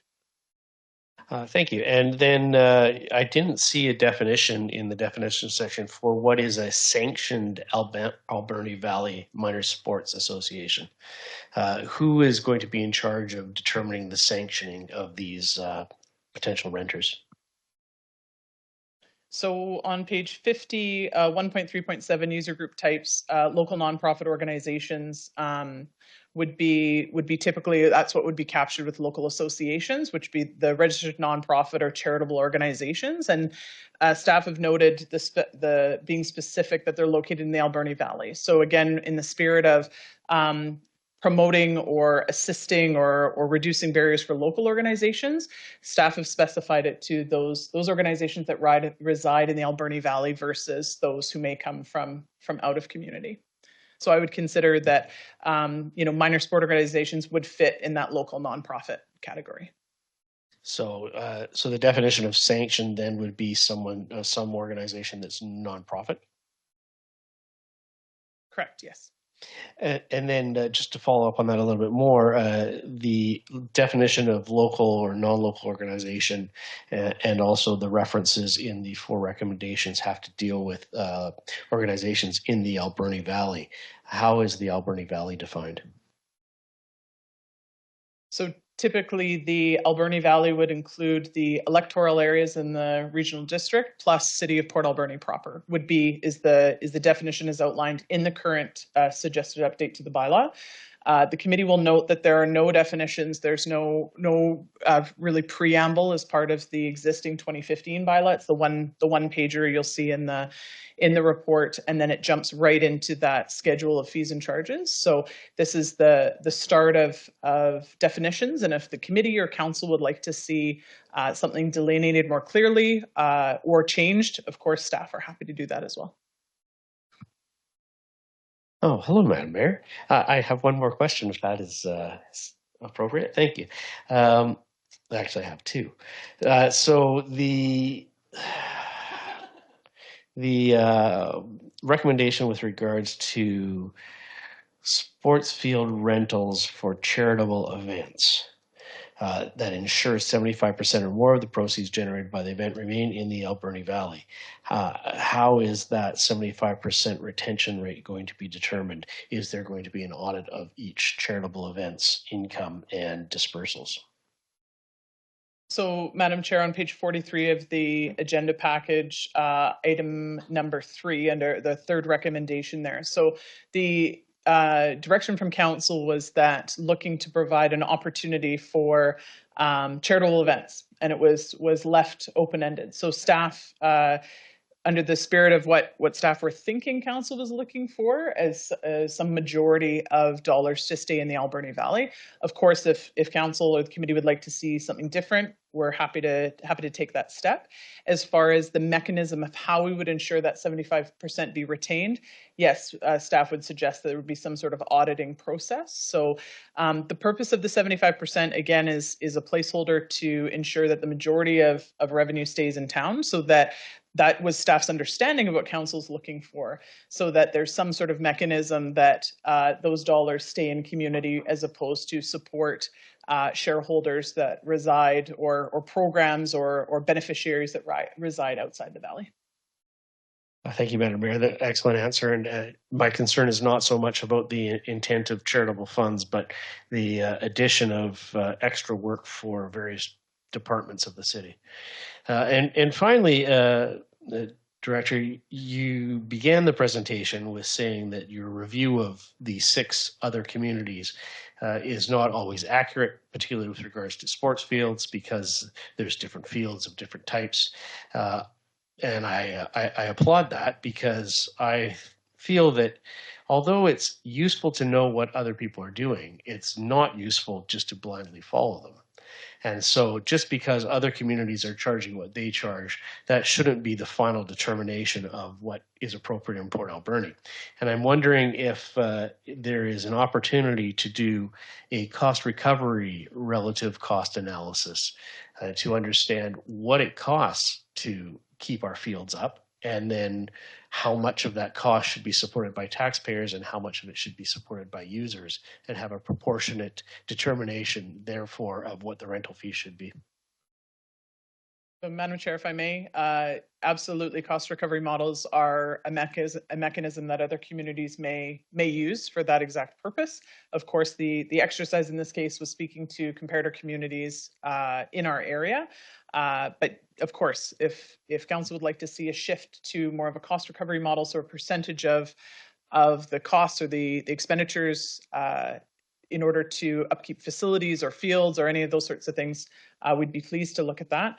Also, to remind the committee, again, I specified in my preamble that it's tricky to determine sort of this apples to apples comparison in fields.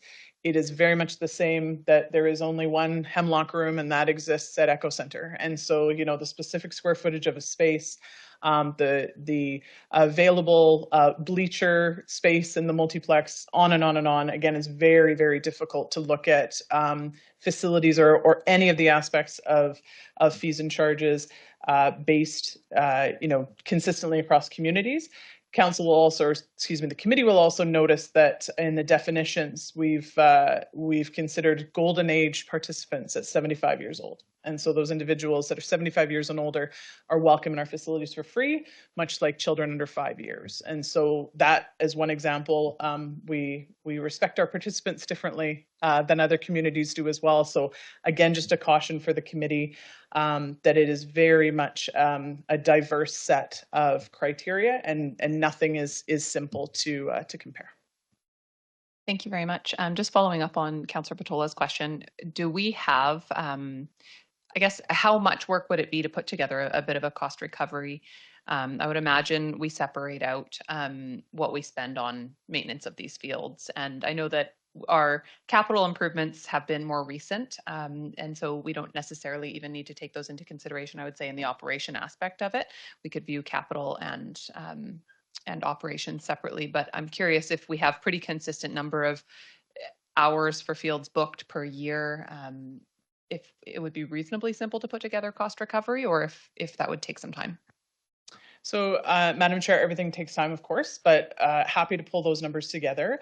The committee will be reminded that in the initial fees and charges discussion. In the staff report, it outlined generally what the field use was. Again, the level of detail, though, to say practices versus games versus tournaments versus events, that data is difficult to come by. Generally speaking, since fields have been free to use in Port Alberni since the beginning, there's not the same stringent level of data that we would have in other areas. So something for the committee to keep in mind. But of course, we'd be happy to pull that together if that's what council would like. Thank you for that. Councillor Solda. Going back to the fields, this seems to be my topic. Just kind of curious, do we track the donations that users have put to the fields to upgrade them for whatever they're using them for? And did we put that into this whole mix at all? So, Madam Chair, yes, we do know the level of donations that organizations have made over the years, and it is substantial, significant number of donations. As far as in this comparator communities, we have not. So in Port Alberni, we've left it as essentially what the retail rate or rack rate if you wanted to rent a field. If you wanted to book a field, this is the cost in Port Alberni, which of course is currently $0. So it did not incorporate any possible donations. Also, a reminder to the committee as well is that when you set up a substantive or a robust fees and charges schedule and bylaw, it's not necessary to rely on those donations. So it's been wonderful in Port Alberni that there is work that has happened in our community based on those volunteers. So I want to make it clear to the committee that it's wonderful those groups have made those donations. It's also then we don't get in a situation where the very organization that is taxing you on your properties is also accepting donations from you as well to operate is obviously some would say not the most appropriate model. So something for the committee to consider as well is that setting up a robust fees and charges system and bylaw, it's not necessary to rely on those donations, and staff would then recommend if there are donations that can be provided into community in other ways. So for instance, sponsoring children to play or purchasing equipment or that sort of thing, investing those donation dollars in those aspects of community as opposed to paying for a service or an operating fund that frankly the city should be paying for as the operator. And I understand where you're coming from on that. And I like donations don't always come at the same time and you don't get as much and stuff like that. I just caution in the fact that these people do go out and they do work on the fields, and they'll have expectations of the city now. If we're going to be charging for the fields, we better be ready and not have to go through what we did in the last few months or a year or however you want to put it. So I just put that word of caution on that. We better keep up with the expectations then. Thank you. Thank you. Are there comments or questions from council? Councillor Patola. Thank you, Madam Mayor. I would like to make a motion that is not the motion written, but we'll see if anybody agrees with me. I'd like to make a motion that the Committee of the Whole sends this report or draft bylaw back for a second draft, taking into account the comments that have been made by all members of the committee tonight. I want to say I think that the first draft was excellent. Sorry, that was my motion. I'll go on with my yakking later. Thank you. Is there a seconder for that? Thank you. Seconded by Councillor Solda. And go ahead if you want to continue on, Councillor Patola. Thank you, Madam Mayor. It's nice to see Director Thorpe here. Your explanations were excellent and very helpful in addition to the report. And I think the report is not an excellent first draft, it's an excellent draft. There's just, it's very responsive to the questions and inquiries set out by council. But because it is so well drafted, it produces these extra questions. So in asking for a second draft, I'm not at all implying that there were weaknesses in the first, but just that with a few more passes through the fire, we can perfect this. Thank you for that. I think I'd just like to comment that I think we should be more specific rather than, or more specific in not necessarily asking for another draft of the bylaw, but rather asking for a report bringing more information to some of the comments that have been made today, because I think that that could be done. But I think to ask the director to redraft kind of direction for moving forward and propose it to us without specifically giving direction on how we would like to see changes made is probably less productive. So if you were okay to amend your motion just to say to bring back further information regarding our comments today, I personally would really like to see cost recovery as one method that we look at, even if it's not to move forward specifically with a cost recovery model, but to have that in mind when we are seeing if what we're charging for the fields is justifiable, or is it high, or is it low? We have no idea. So I think that information would be valuable. And I think there's been some other comments here today that could be spoken to and reviewed a little bit more as well. So if Councillor Patola, you're okay with just slightly amending to a report rather than an updated bylaw. Thank you, Madam Mayor. I would amend it. I don't know that this is really an amendment, but to say that the proposed bylaw be tabled until a further report is returned to Committee of the Whole regarding the inquiries made today by committee members, including cost recovery, definitions of sanctioned sports events, definitions of the Alberni Valley, and a proposal for the audit of not-for-profit renters. And I'd be happy to amend that by any other committee member that wants to add something I missed. Thank you. Thank you very much. And It's fine with the seconder. It's fine with the seconder. Okay. Thanks for that. Other comments or questions?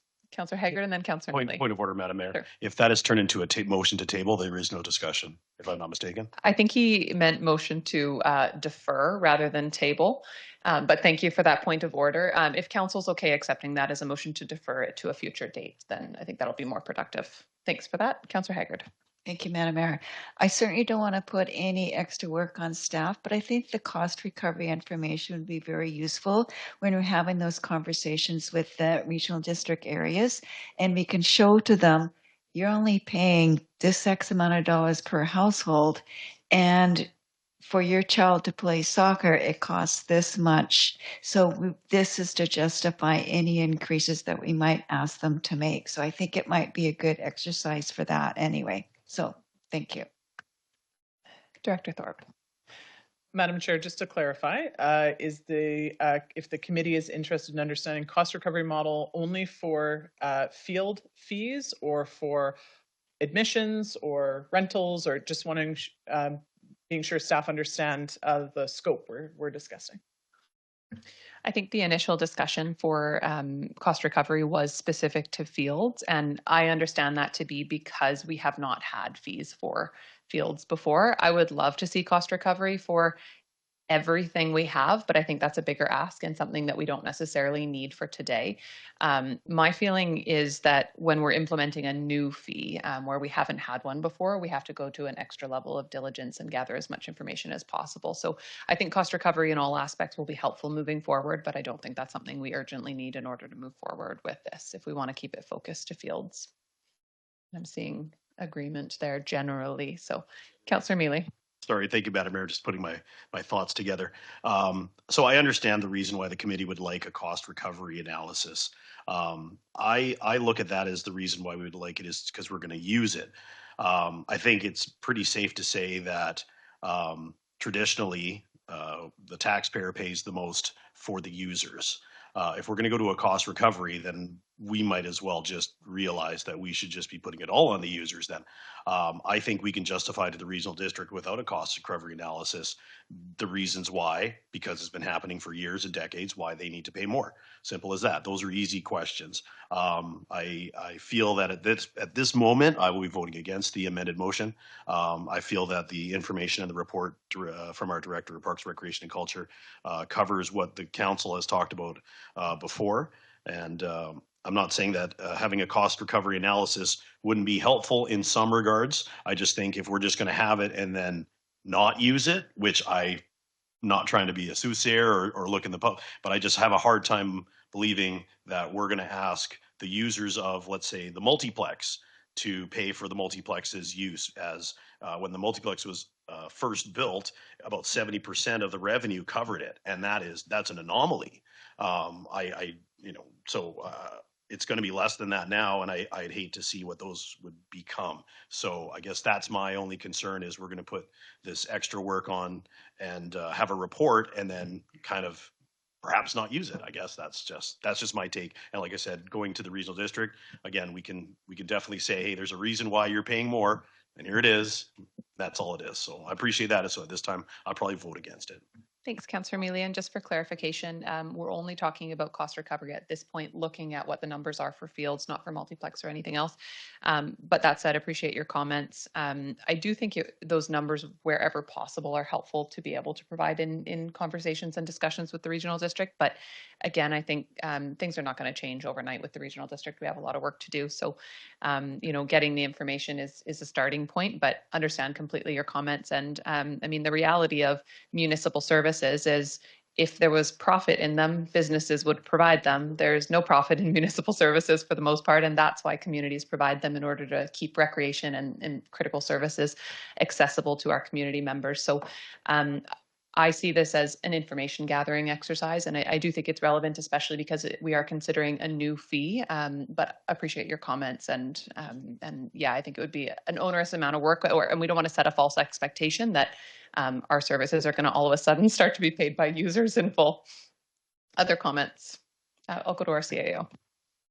Thank you. And through the chair, I just, with postponing this, I just want to make sure that council is aware we'll probably be into the September, October before the report. So as long as council's good with that. From my perspective personally, I don't think that we need to rush to implement the new fees. So I think we're better to get the information that we need and just recognize that it may take a little longer because we did want to give proper notice to teams and user groups. I'm not seeing objection there specifically. Okay, any other comments? Councillor Dame. Thank you. Yeah, in light of some of the comments of Director Thorpe earlier regarding the complications of accepting donations with these new policies. I wonder if we should add to that list of requests for a new report some recommendations for a donation policy. I think that's a great thought. Do we have any kind of formal donation policy at the city? Through the chair, I don't believe we do. It is a good idea.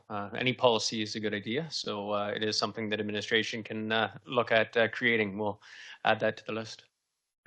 Thank you. Yeah, I think that would be valuable information just to see potentially what other communities do as well. Okay. Is everyone clear on the motion that has been made?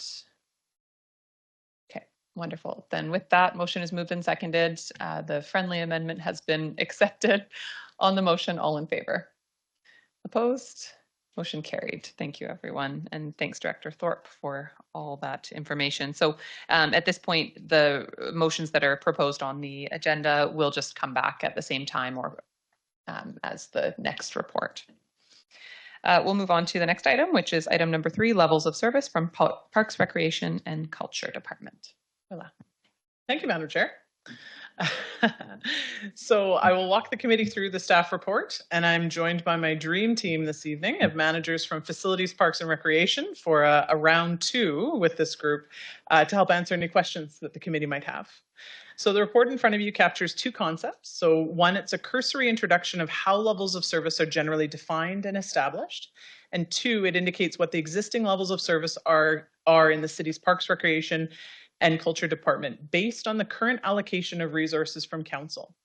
So to summarize the report, levels of service are measures that outline what extent and activity a municipality aims to deliver to its residents and guests.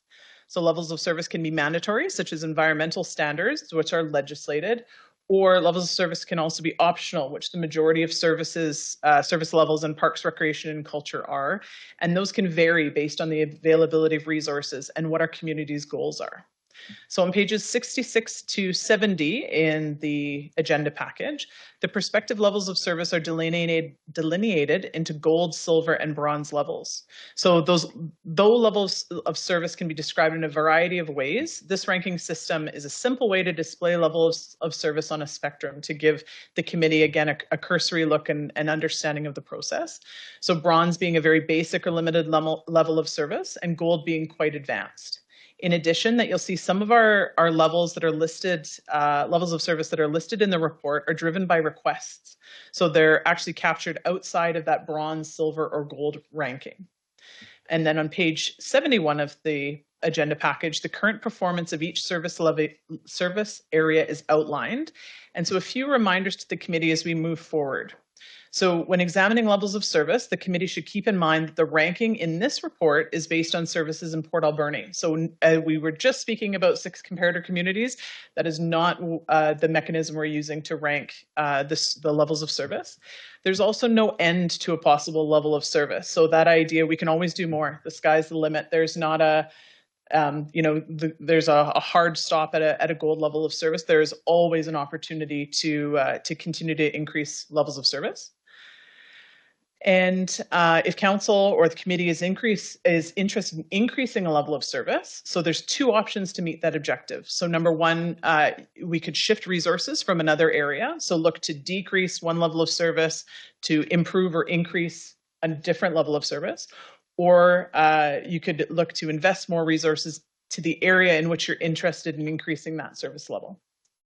So please keep in mind that this discussion of levels of service is iterative. So today marks the first exploration that we're delving into the specific levels of service in our Parks, Recreation and Culture Department. And in future, the committee and council will see staff will start to add key performance indicators or KPIs to this discussion. So a reminder that KPIs are quantifiable measures of our performance against those target levels of service that we establish. So for instance, the number of participants in programs, how frequently we are mowing a park or a field, for instance, or numbers of hours of facilities is booked. Those are all those key performance indicators or KPIs. And I'd be pleased to answer any general questions and questions from the culture section of the report. And then I'll invite my managers to step forward to answer any questions that you folks may have regarding specific to any recreation facilities and parks aspects. Thank you very much. Questions, comments? Councillor Haggard. Thank you. I think your department was very hard on yourself. I actually would have rated some of these areas much higher than what you did because I think we have a fantastic Parks and Recreation department. Thank you. Madam Chair, if I may, just a reference as well. When we speak to a bronze level of service, this isn't so. I agree that I think we're doing some terrific things in town. It's not a case of bronze means we're doing things poorly. It means that based on the access to the resources we have, that's the standard we're keeping. So again, I would suggest that all of our levels of service are strong. It's a case of how much we wish to invest. So I want to be sure that the committee doesn't get the wrong intention that bronze means things are being done poorly.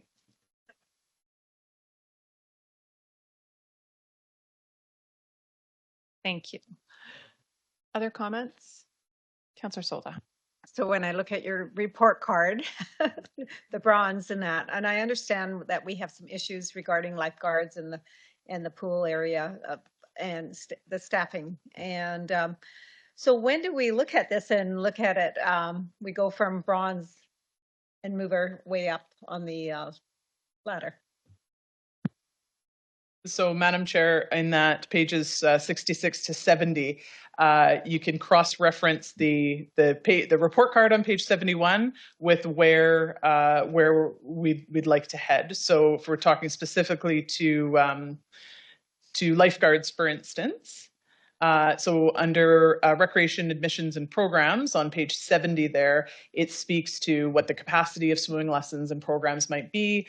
Also the hours of operation as well. So a stronger level of service is inherent when our numbers of staff increase. So we've got that ability to stay open. So ideally, our facilities would be open 24/7, 365. And until we get to that sort of stage, you'll see the report card will still reflect that lower level. So to answer the question, you can track our performance based on where it's currently ranked on 71, and then the type of criteria and the bullet points on page 70 there, for instance.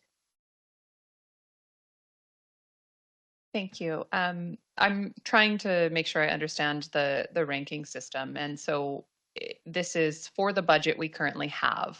How are we doing compared to other communities? No. On a scale. So, Madam Chair, thank you for the question. So on page 66 there, this is saying in Port Alberni, when you look at art, for instance, under the culture at the bottom of page 66. So a gold level of service in Port Alberni based on staff's expertise in Port Alberni, those are the types of things you would see. You would see established relationships, that sort of thing. So it's actually not in comparison to any other community per se. It's what we might see here in Port Alberni when things are going very well. Okay, so I guess I'm just trying to sort of reconcile the thought of a service level discussion with this ranking system. And specifically, let's look at the museum. A report came forward a few years ago, maybe 8 years ago, so several years ago, before you worked here for sure. There was an arts and culture review and that focused on museum operations, and it highlighted several comparable communities and showed that we were insanely out of line in how we fund our museum compared with other communities our size and how they fund their museum. So I think we're up to about $500,000 a year right now for the museum. I guess I need to understand what is bronze. Well, I mean, I know I see the examples, but I'm having a hard time understanding, I guess, how we fund our museum to that extent. And we have a bronze rating, and potentially, and if we want to put more resources into it, we can get to gold. Is that correct in how I'm interpreting the intent of this report? The short answer, Madam Chair, is yes. So what we could also do, though, is look at, you could reallocate. So if we're speaking the $500,000 mark, for instance, we could look to open fewer days per week. So for instance, we could decrease the hours of operation, and then within those hours of operation, we increase our available programming or our traveling exhibits, for instance. So we could look to bring in stronger traveling exhibits or more expensive events, that type of thing. So there's a variety of ways we could look to shift those resources. But again, if council's interested in saying, what does a high level of service look like in Port Alberni, being that gold standard, most certainly we would require additional resources to meet that. Yes. Thank you. I think this isn't exactly the structure I was expecting for some of our discussions that we're planning to have around service level, although I really like the mechanism here and appreciate the detail and thought that's been put into it. I don't think that this format gives us the information needed to actually have conversations in a meaningful way about service levels and where we're at and where we would like to go long term. I think this is valuable. I just see it as maybe a different exercise. So I'll put some more thought into that. I think that what we're currently doing at the museum, it absolutely far exceeds what we probably should be doing as a community of our size with the budget that we should be putting it into it compared with what we have been for many, many years. And not to say that we want to make a change to that, but it's a little alarming to see it ranked as a bronze when it's compared with other communities, a much higher percentage of our budget than we see other places. So I guess I'm really having a hard time understanding that ranking. And I'd have to pull out the report from I think it was 2016, but it was like most communities were spending $40,000 to $60,000 a year on their museum, and we were spending $450,000 at the time. We've gone up since then in budget for our museum, and so I really have a hard time understanding how we would be a bronze and potentially suggesting an increase in service if we want to get to a gold standard.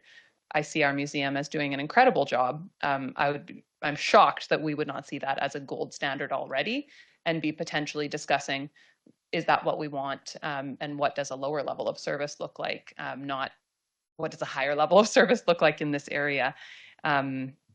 Yeah, and I hate to focus on the museum. I know they do incredible work. It's a valued service, but it is a much richer budget than municipalities our size. So, yeah, CAO.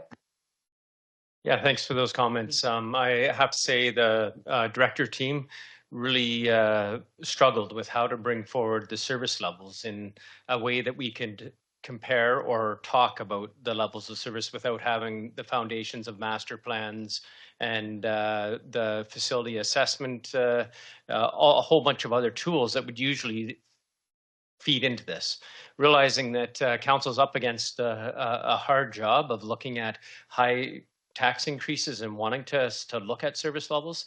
This is the first review of it for each department.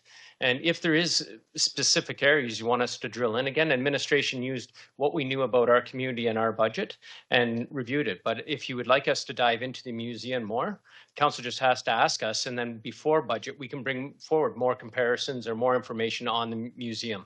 Also, the gold, silver, bronze, we know that is, it's not the perfect way of reviewing something because we all have in our heads that gold is the gold standard, silver, but what's wrong with a bronze level if that's the service that we want and we want to budget for? So again, the director team really looked at this, tried to come up. I remember Will asking countless times, what format? Because a lot of communities do this and spend hundreds and thousands of dollars to get outside firm to come in and do it.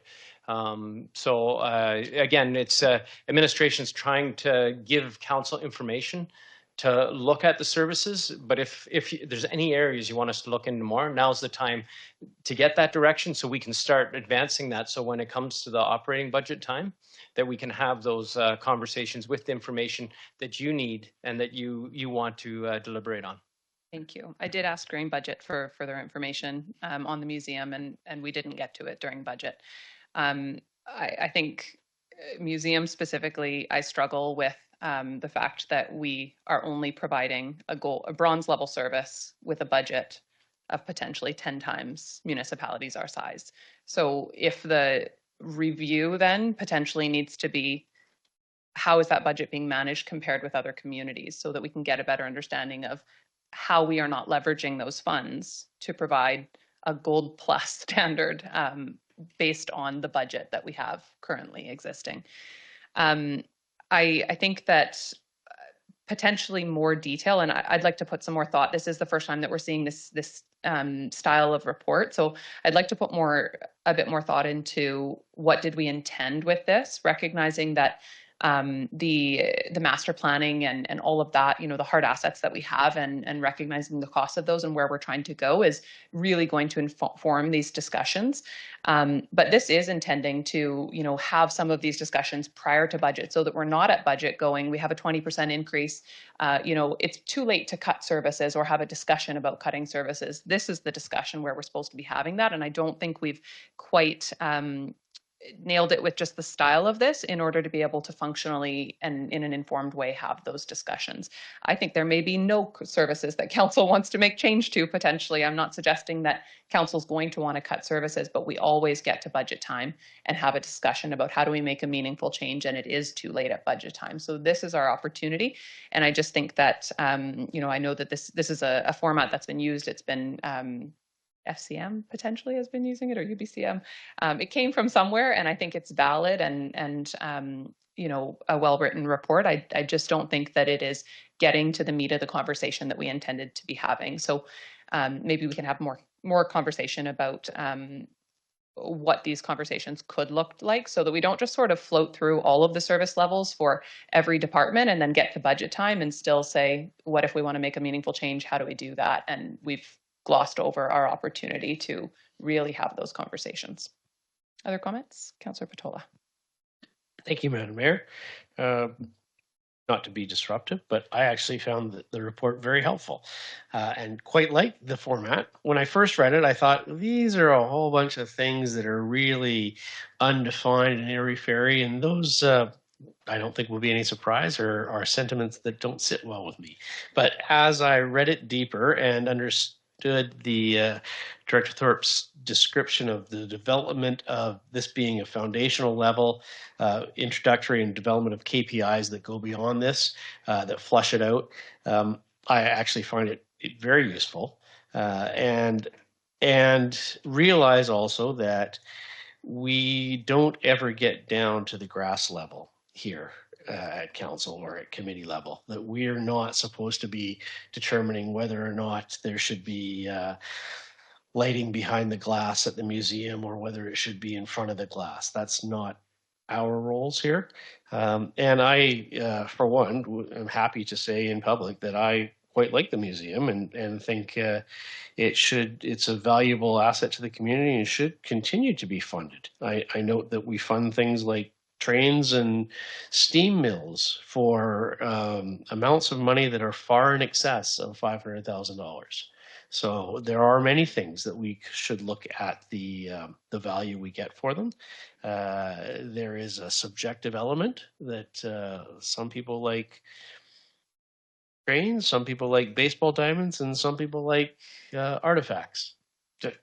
That's simply personal preference and subjective. But I do want to bring that discussion back to the definition of actual KPIs. Those are valuable and those can be assessed. We can assess performance against them. And with them, we can get more specific than this current initial report is without getting so specific that we usurp the authority of staff and administration. I like the museum also, just for the record. But I do, recall the report where it was compared in budget to other municipalities. And it is important for people who weren't on council at that point in time to see that report, to note that it far exceeded any other community of our size. If that's a choice that council wants to make, then council makes that choice. But to be informed, I think is important to be able to have those numbers and decide. And at the point in time, we did talk about changes to the service and kind of again got to that point of, well, it's too late to make the changes to the service now. So I think it's really important that as we begin a process to review service levels for all of our services, some I think really much easier than others to review, that we have a mechanism where we can have informed discussions and detailed discussions so that we don't continue to get to budget and really, focus in on capital work because there's nothing else that's tangible to focus on. So I think these conversations are really important. I think we should not rush them. If we need more information, we should request more information and continue to come back.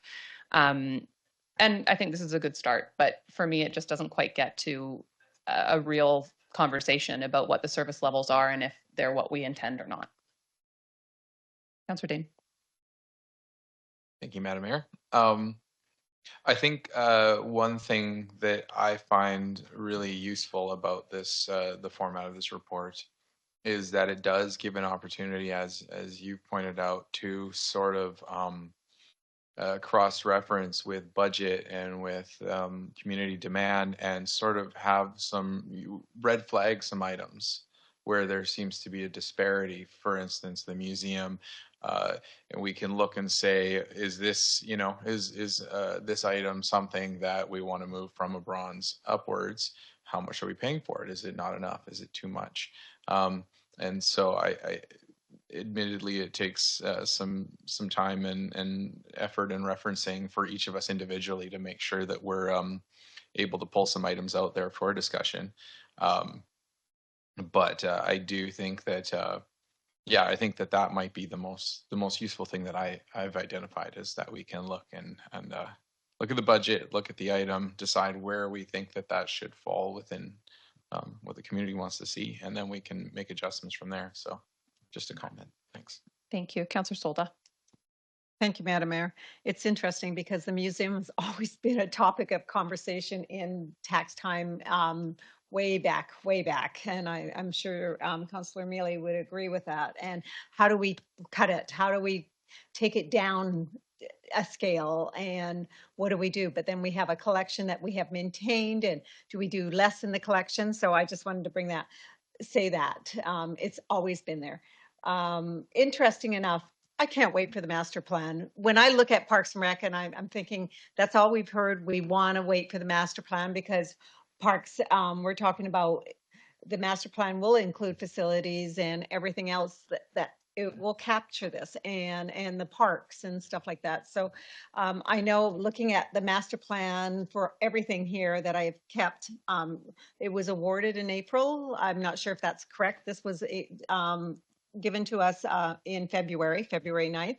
So where are we on the master plan? Will it be ready for budget? Because when we start talking budget, I want to see the master plan because there's some parks that really need some looking after or added to the community and or taken away, however we want to look at it.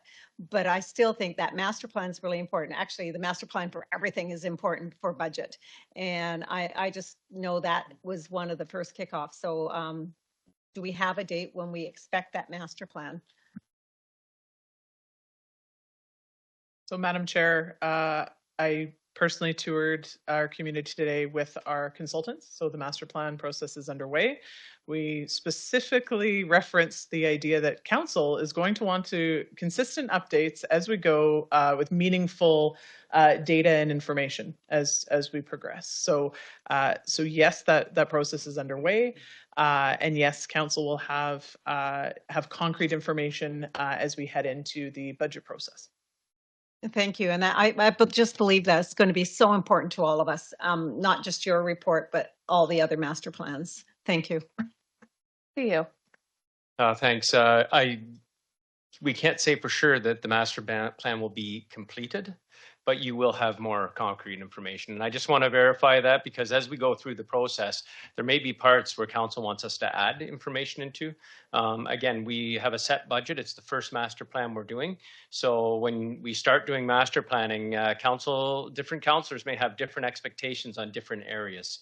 Parks, recreation, and culture is one of the biggest areas of discussion because a lot of it's the wants of the people in those. It's not like water, sewer, roads where it's easier to pull on concrete KPIs, deliverables that have been talked about forever. Parks and Rec is really up to that feeling of community. How much are we investing in community? And that's where each councillor usually has to struggle with that as we go into budget. So I do understand that council would love to have more information, and we will try and get that to you on areas that we understand. We understand the museum is one. I think we even have a motion from last year on that. So we will be bringing more information about the museum.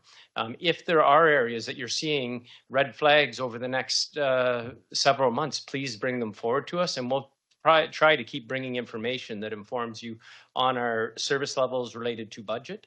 But if there are specific areas, we will have to dive into those deeper. So I look forward to discussion. I just want to say that all the master plans are going to be done for budget because that's why we're starting to try and take our best crack at this now, is because we don't believe they'll be fully complete by budget. But we'll hopefully have more information. Thank you. Other comments? Councillor Douglas. Thank you very much. I was wondering if we could swing back to the aquatic part of this away from the museum. I understand in my absence, our staff person in charge of the pool got dubbed with a new title, Minister of Fun. Is that correct? Director of Fun. Okay, great. I had the opportunity to have a wonderful conversation with our Director of Fun this morning about the pool. And I'm just sort of looking at the bronze, gold, silver thing here. And like everybody else, there's challenges with the system, but at least it's a start. And as Councillor Dame said, it sort of gives us a reference to kind of put a value of sorts on the services that are offered and helps us, have discussions like the really good discussion we just had about the museum and the value of it. So I appreciate that. I just wanted to make sure I understood how it works. I think I've got it, but I'm just going to ask this sort of series of questions. So in terms of aquatics, from what I understand, I know we've had, I think the people at the pool have done a fantastic job of negotiating a lot of issues that started with the pandemic. They managed to get the pool open again during the pandemic. They managed to navigate their way through the post-pandemic. They've navigated through having a lot of staffing issues and, the resulting difficulty in getting programs up and running. And I think it's been a really good job that people have done. So initially, when I look at it, I was kind of disappointed. I say, oh, it's a bronze, like these people should be getting a gold medal. But we're not really thinking of it, I think, in the right frame of mind. So from what I understand here is if in the pool we pursue the same sort of path of overcoming the difficulties with staffing, overcoming, difficulties that are coming up in terms of providing programming, and that would move us up towards a silver and a gold. And is that sort of where we're at with this system? Yeah, so Madam Chair, on page 70, when it speaks to recreation admissions and programs, so for instance, as Councillor Douglas is saying, so adequate staffing levels are rarely achieved is one of the aspects of a bronze level, which is our reality right now.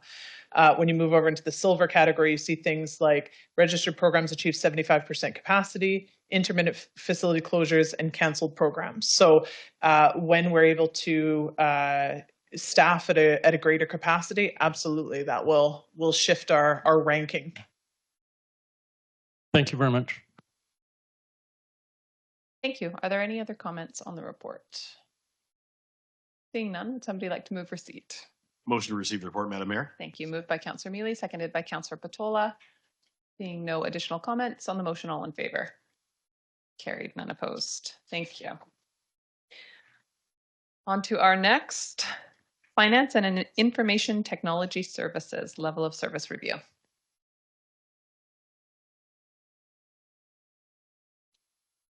Thank you, Madam Chair.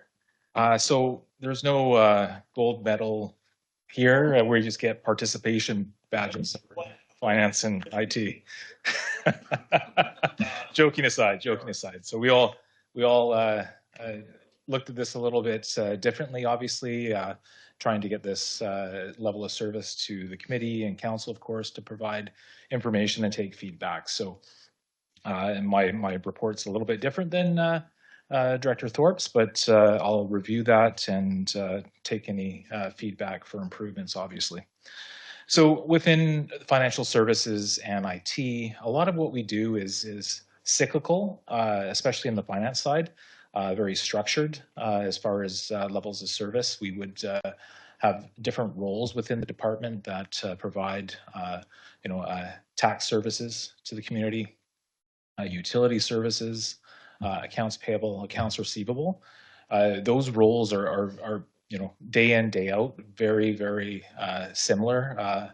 And when I went through the level of service review with the team, they were very thoughtful in what they did, and you can see the roll up of the time that we spent and then the allocation of the wages across the department within finance and IT. With that, I think we have some areas to improve on as far as communication and tracking, but we really started the discussion back in March.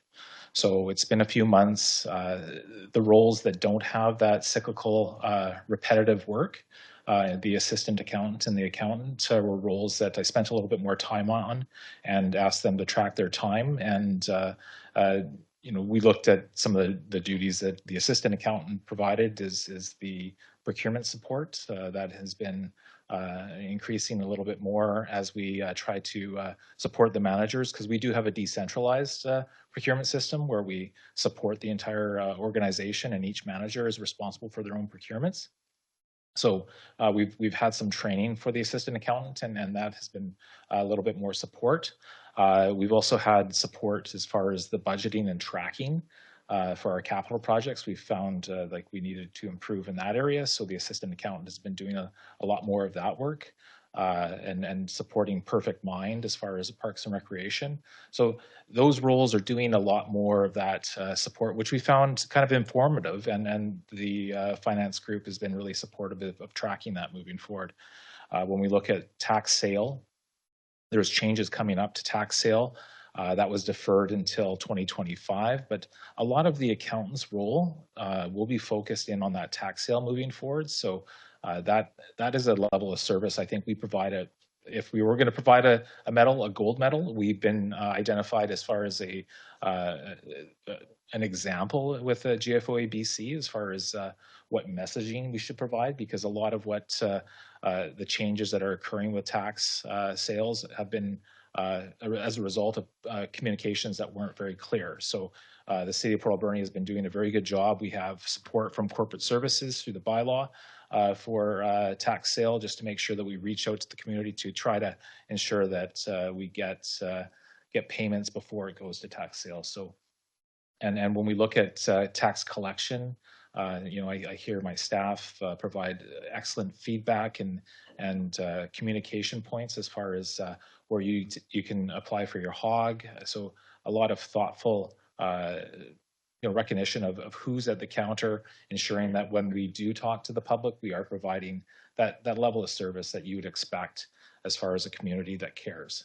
So we try to make sure that we're very thoughtful in that approach. So when we look at the department, when we look at IT services, we are now tracking by the project number. So before, everything was coded to IT services, IT support services. Now we're starting to track, and that was, once again, just 3 months of data that I tried to bring forward in service levels, but it wasn't of value to bring, honestly. So we will bring back more information and try to break down what activities that they're focusing on and what activities we're spending time on as far as IT. But a lot of it is just service to the departments, to council, when we need any IT support, including water systems. The SCADA is a high demand service that we need to provide time to. Just systems, computer needs. Those are things that if the computer's not working, IT's on it as fast as they can to make sure that staff are working. Obviously, it's a constantly changing environment with IT. Making sure that our systems are running, it's safe and secure. So we're constantly working on that level of service, but that is something that we will have improvements on. And when it comes to asset management, we've just had the new asset management manager that started at the start of April. So just getting started, and then that role will really support levels of service through the organization and tracking our assets and the operational needs that the department has. So when we are looking at what it takes to mow the field or anything else, then that will be supportive with that tracking. So we're creating some structure for the organization overall for level of service. I think that will be supportive. Personally, I'd like to see improvements as far as budgeting on how we communicate, how we engage with the community. Also with the financial reporting, more timely, ensuring that we have clear communications as far as financial reporting. So those are some areas that I look to improve for council and the community. And then when we look at the breakdown in the appendix, really finance had a more rigorous review, so we were able to allocate the time. And a lot of what we do is that operational work. So about 62% of that is coming from our operations. And obviously the number of positions, as I listed earlier, was accounts payable, accounts receivable, et cetera, utility. Those are very operational focused jobs, but we are definitely looking at providing, I do have more detail here, but this is kind of a summary of the cost of the department and then the allocation of the services that we're providing. So if there's any expansion that the committee would like to see, any more details, we can definitely provide that. And of course, everyone likes a pie graph, so that was included in the report too, as far as breakdown. So once again, first crack at it. Happy to take any feedback from council if we've missed the mark, but I hope this is a start and we can include KPIs. Those are some things that we started looking at as far as how many AP invoices, how many checks were issued, how many employees we have, how many paychecks, how many onboarding, offboarding that we're undertaking, because that all takes time for each role, and especially in payroll. It's a very busy role, and there's such a tight turnaround, and it's something that we can't get wrong. We have to make sure that payroll is correct, and that's a 2-week turnaround every single time. So. Thank you very much. Questions or comments from council?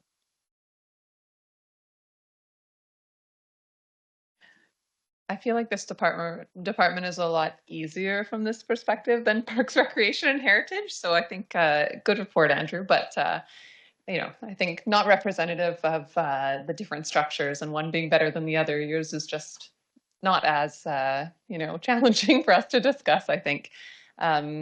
I just want to thank you for the format. I think it was clear, and probably not necessarily a lot of areas to discuss in finance. When it's working, it's working. And as you said, with things like payroll, when they're not working, and it's quick to turn around and fix and move forward. So not a lot of subjective areas in the same sense. Seeing no questions. Oh, we've got one pop up. Councillor Patola. Thank you, Madam Mayor. No, I just wanted to steal Councillor Mealy's glory. I'd like to move that the Committee of the Whole receive the report Finance and Information Technology Services Department Level of Service Review dated June 10th, 2024. Thank you. Moved by Councillor Patola, seconded by Councillor Solda. Seeing no comments on the motion, all in favor? Carried, none opposed. Thank you.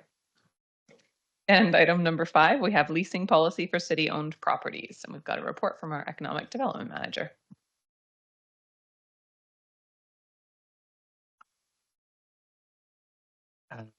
Madam Chair, members of the committee.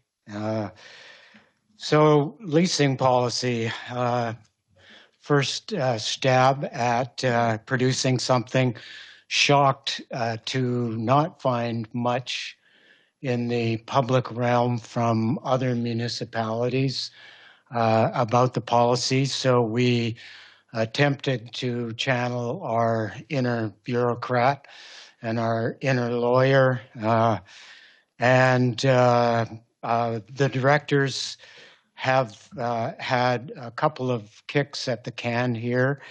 We've put something in front of you, and basically the principles are everything's going for fair market value, that 50% of the revenue from the lease, which I think is a very high amount, but given the condition of some of our facilities, I think warranted, and that the Harbor Key is a space unto itself, if we might say.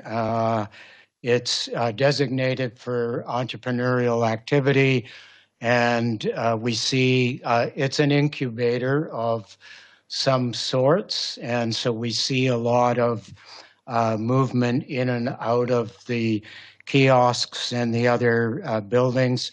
So we developed an appendix specifically for Harbor Key. Also, in acknowledging your earlier conversations about cost recovery, we did take a hard look at the amount of staff time that was going into the leases and adjudicating concerns, disputes, if you will. And so are also recommending that we use a third party to manage the lease agreements down at Harbor Key.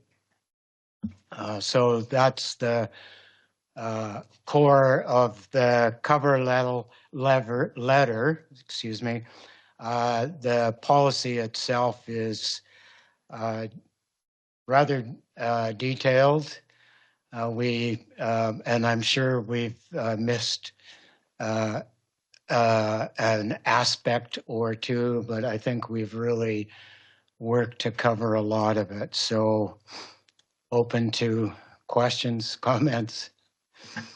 Thank you very much, Pat. I want to just start by saying I really like the recommendation that we that we take 50% of lease revenues and put them into a fund to maintain and improve these buildings. And I'm wondering if we have a number on, at this point, what that 50% is. I don't think it's stated in the report. So, yeah. Thanks, and thanks for questioning me on this one before. So we did get a chance to discuss it with finance, and Andrew can give you a high level idea of that. But really, it would be an impact to budget.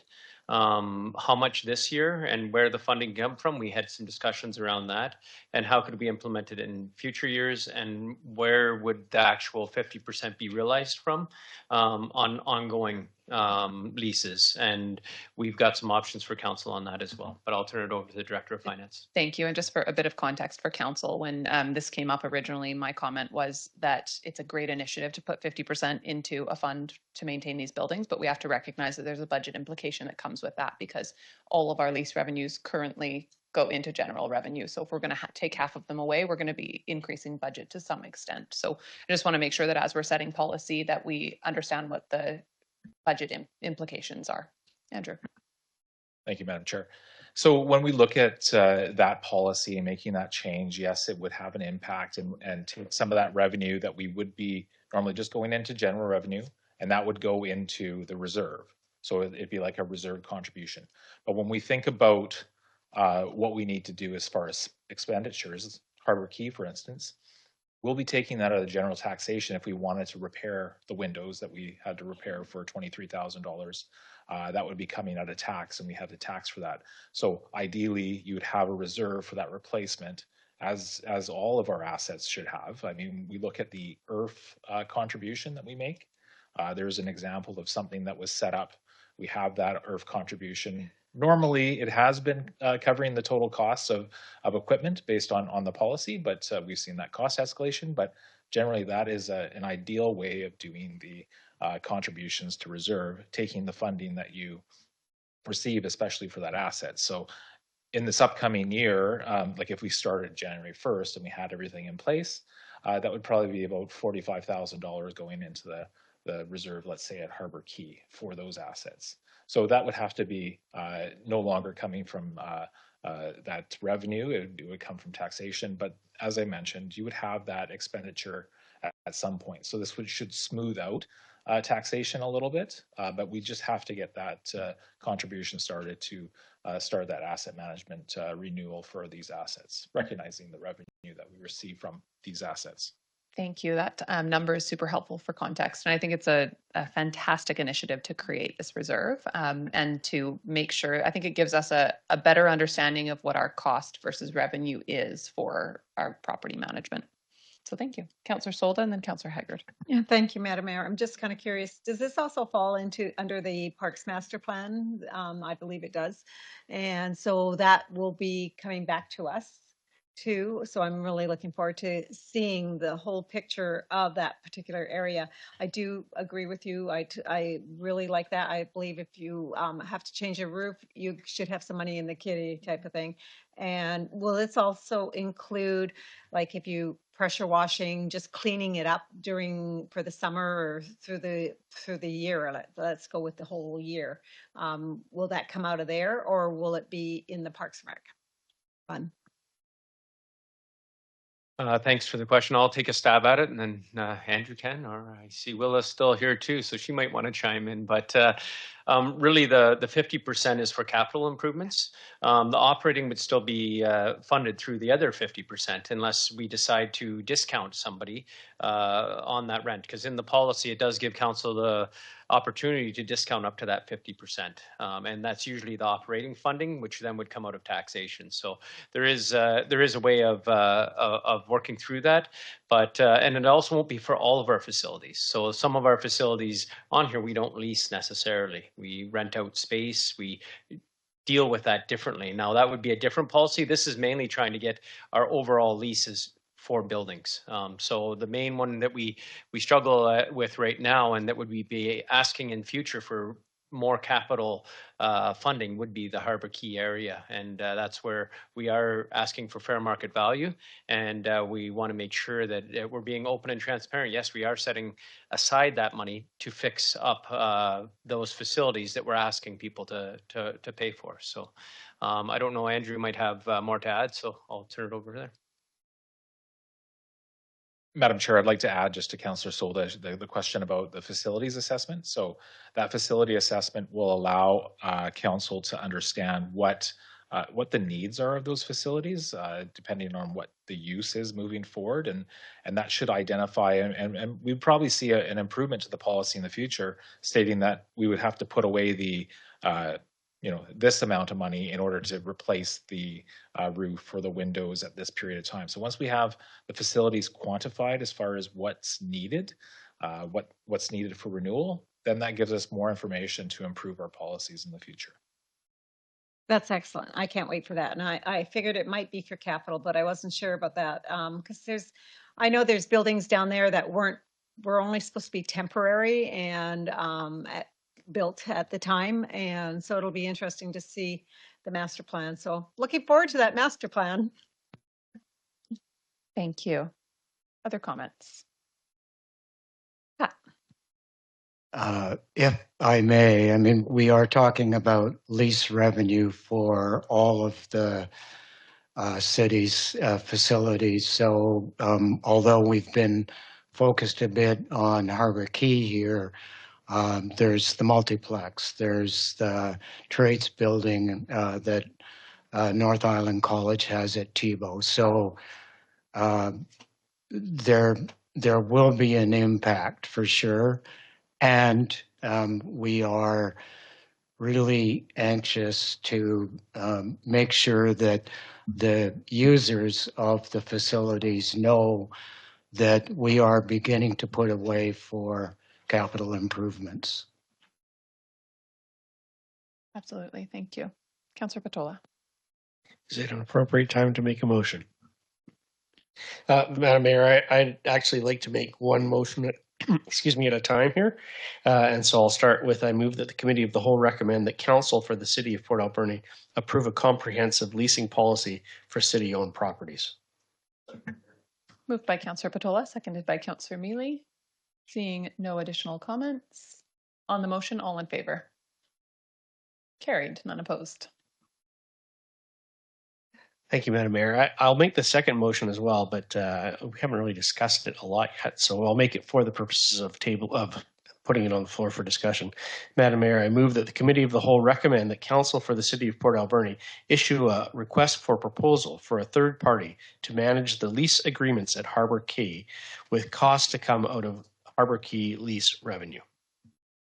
Thank you. Moved by Councillor Patola, seconded by Councillor Mealy. Discussion. Councillor Patola and then Councillor Solda. I think it's a great idea. I think you've been advocating for this for a while, so I'm not surprised you think it's a great idea. Councillor Solda. So I think it's important to explain to the public why we are looking at this and why we aren't doing it on somebody's side of their desk. So just maybe an explanation from staff. Sure. Mike, did you want to comment on that? Sure.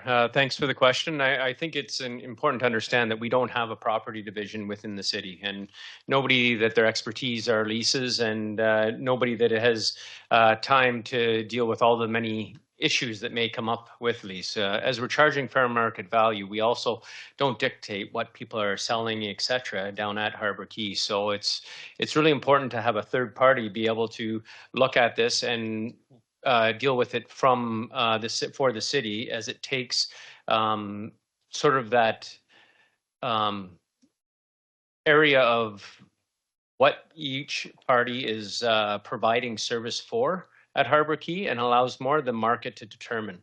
As Pat said, this is supposed to be an incubator for businesses, and then where they can actually move on and establish another business in another part of town, or if they stay at Harbor Key, they're providing a service that is successful in the area. So again, administrative, that's not our expertise. And I know I've only been here for a short time, but this file has shifted to many people's desks and takes a lot of staff time, as the questions don't just go to a single person, they usually circle around, and then they also sometimes get to council, and then council has questions.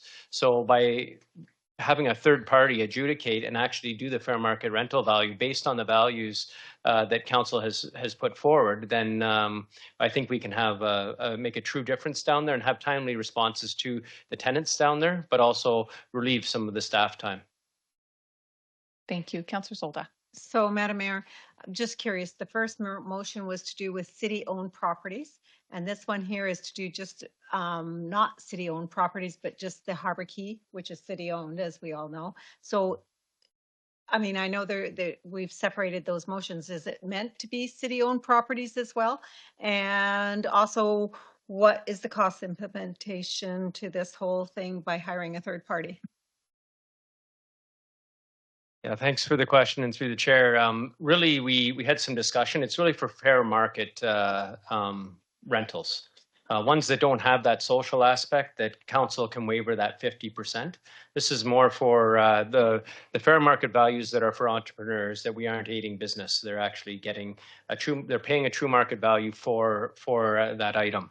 So it is for Harbor Key at this time, where we don't have other buildings that are actually rented to businesses per se. Could it change in the future? For sure. But the leases are a little more simple when it's for fair market value and isn't taking in some other aspects for the community. Just to follow up, so we have land that we do lease to certain people. And so I'm just kind of curious to know, does that include, because it's land throughout the community, and we lease it out, so will that be included? How are we doing that one? I'm sorry, it's off what we're discussing, but it brings back into the picture. Yeah, thanks for the question. So leasing on land, we're just getting a handle on that. We've always sort of just let people have it almost, and you know, it's not really wrong. You know, some of it was $1 per year, or a very base amount, based not necessarily on any formula.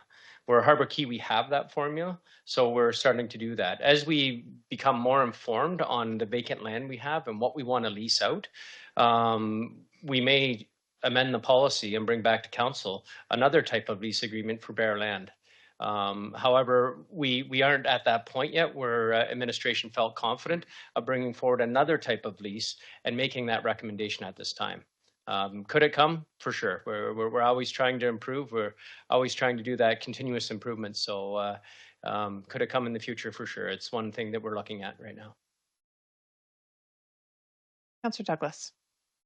Just to add, I think it's a really positive step. It's a real good step in the right direction. We've spent a lot of times, and to be fair, it's not just staff that have spent a lot of time on this. City councils over many years have spent a lot of time on these issues, and it's really an operational thing and I think this is a really good direction for us to go in. Thank you. Yeah, I agree completely. I think this is a great step, and look forward to putting out an RFP and seeing what we get for that. So with that, everyone clear on the motion? It's been moved and seconded. All in favor? Carried, none opposed.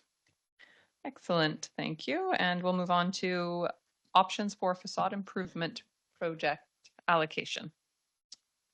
Facade improvement program, the history of it and the reason for pausing it is outlined in the report to council. But before I dive deeply into it, I know on a couple of previous occasions there's been concerns about assistance to business, and I truly believe that the partnership between the city, Community Futures, the Chamber of Commerce, and other organizations, New Charlotte Economic Development Corp, or the partnership is making sure that businesses have an opportunity to address the concerns that are coming to them on the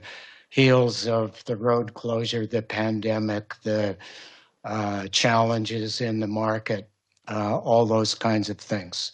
So coming back to facade improvement program, the report does outline a number of options, and I recognize that it may be challenging for council to consider so many options. It was a bit of a challenge for myself, both in terms of the number of options and the kind they were, or the direction that I was ultimately recommending with it. And this morning, out of curiosity, I asked Chat GTP or GPT what it would recommend given the parameters that we have in front of us, $50,000 to spend,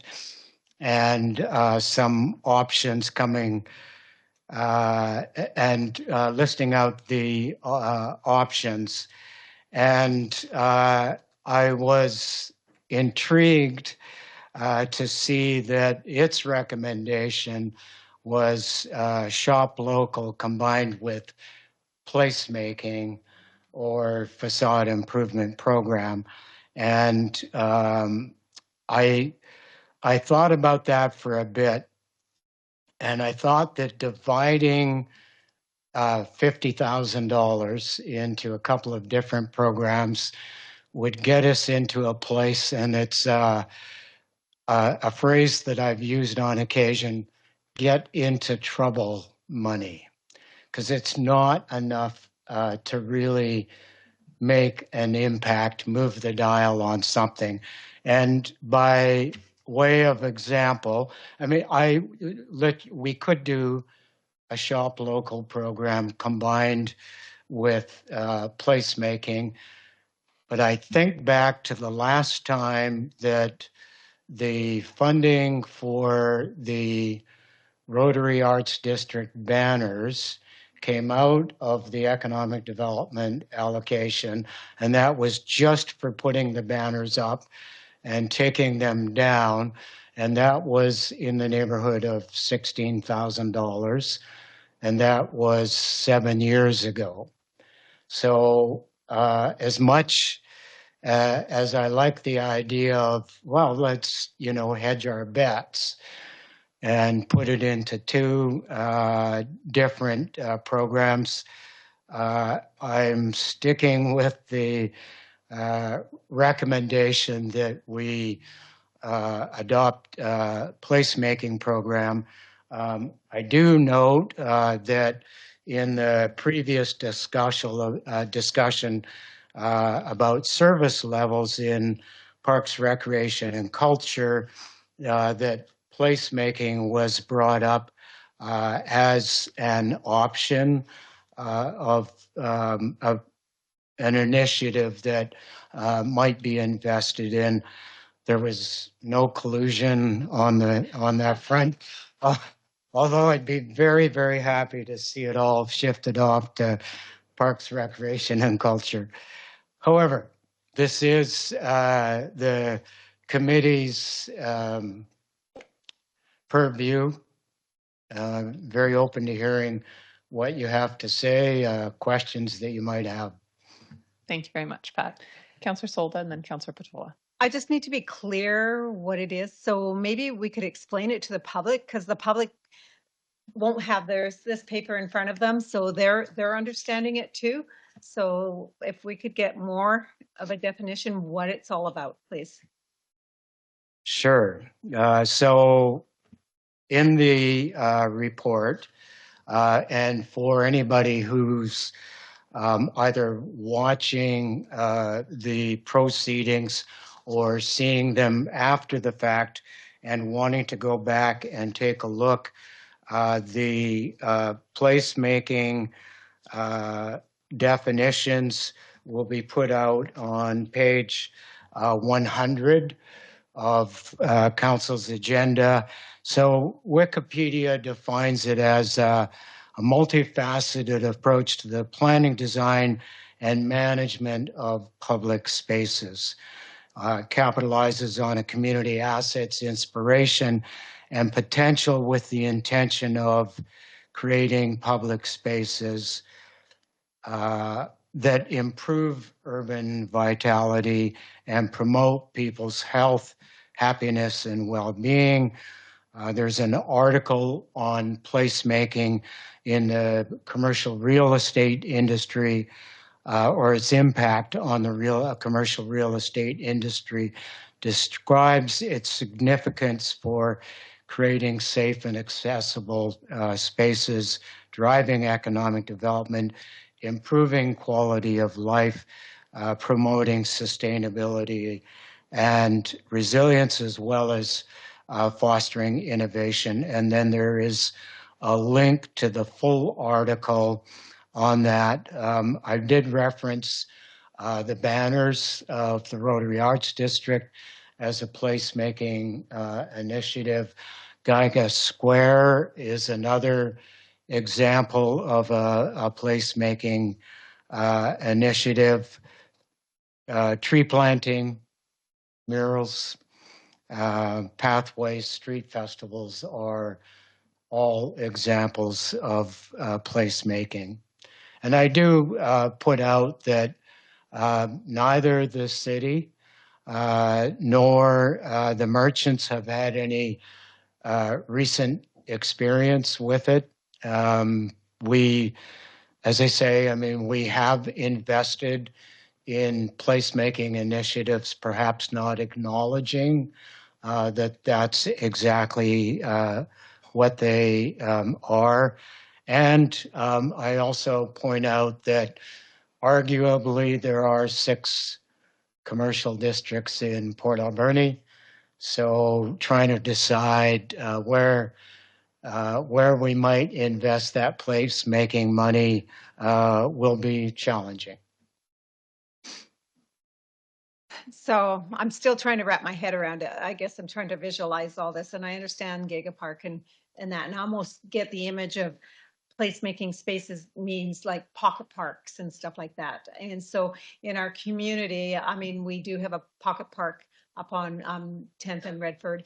We have, which is sort of not open, but it's there. I don't know what we're waiting for, but anyways, and Giga Square, and I guess down at Harbor Key, but I'm just trying to get that, how will that and capture the whole community or businesses. So I'm just not there yet on this. So I guess I need more. Can I appreciate that? I mean, one of the challenges is that it may take a while for the impact to register on the business community. But it is really about making an area safer, more welcoming, more friendly, those kinds of things. I see the CAO wanting to jump in. Go ahead, Mike, and then I have Councillor Patola and Councillor Dame. Okay, yeah, I know some council was just at FCM. Calgary has some great placemaking. You walk out, the street was vibrant. There was public art. There was safe spaces made for people to enjoy the outdoor and have that communal gathering and activate the space. I think of the 2 spot and some of the train station area. That would be a placemaking initiative. It's bringing some culture, it's bringing history, and who knows where that will go with that. You'll see in some older towns, they've done placemaking on their streets. The original names of the street are actually cemented into the concrete, and that's another type of placemaking. I've had it described to me as, how do you feel when you enter a community? And how does placemaking affect that? What does council, what does the public want the feel to be? And that's another way of looking at it as well. So there's lots of communities. If you go to Nelson, they underwent a placemaking strategy on their downtown, and it's very inviting. It has communal places to sit, places where buskers can be, and it addressed a lot of the social outlying issues in the 80s. That they addressed that. So there are lots of ways to do placemaking, and you see it everywhere you go. And communities that are trying to think of an area differently, usually they do a specific placemaking strategy or effort in part of town to bring out that feel, that vibrancy in that area that they want to be. So I guess that's what I can sort of say in Penticton. There's a lot of place there. We were there for the economic development conference. There was the boardwalk that went along. There was they made beach space. There was benches in strategic locations that created an atmosphere. There was bump outs on the main street that were done at a low cost, but were very effective of calming traffic and making feel more welcome around the park. In the one park where they used to have some social areas, they did some placemaking in it and activated the park. So those are some other types of initiatives that placemaking can go and do. Thanks for that explanation, Councillor Solda. Yeah, and I understand that, but to me, that part of the stuff, that infrastructure with the streets and stuff is part of the streets, part of the parks. So how does that make it become part of this, and I'm looking at the internet. I went to the city of Nelson and I understand Penticton and I thought they were great, but to me, that's part of the infrastructure. So I'm just having a problem with that. So anyways, I'll let others ask questions. That's just me. Thank you. Councillor Patola. Thank you, Madam Mayor. And perhaps I don't have this right, and I'm not the one to answer Councillor Soda's question, but this is landscape architecture, or called urban design. Landscape architecture is something nature does very well on its own, and we get in the way of. When we come to the urban environment, it's incumbent upon us to create these spaces that are places of belonging for the citizens of the city. So Councillor Soul is correct. It is streets. It is street lights. It is street signs. But it's creating it in a way that makes people feel safe, feel comfortable, belong together in a community. I think this was an excellent report. I think it set out thorough analysis of multiple options. And in the end, I have to say, although AI is good, I prefer DI. That'd be Deacon Intelligence. And so I would support this motion wholeheartedly, but I won't make it yet because I know Councillor Dame has something to add. I do appreciate that you went to ChatGPT for an opinion on this. I have Councillor Dame and then Councillor Haggard. Thank you very much.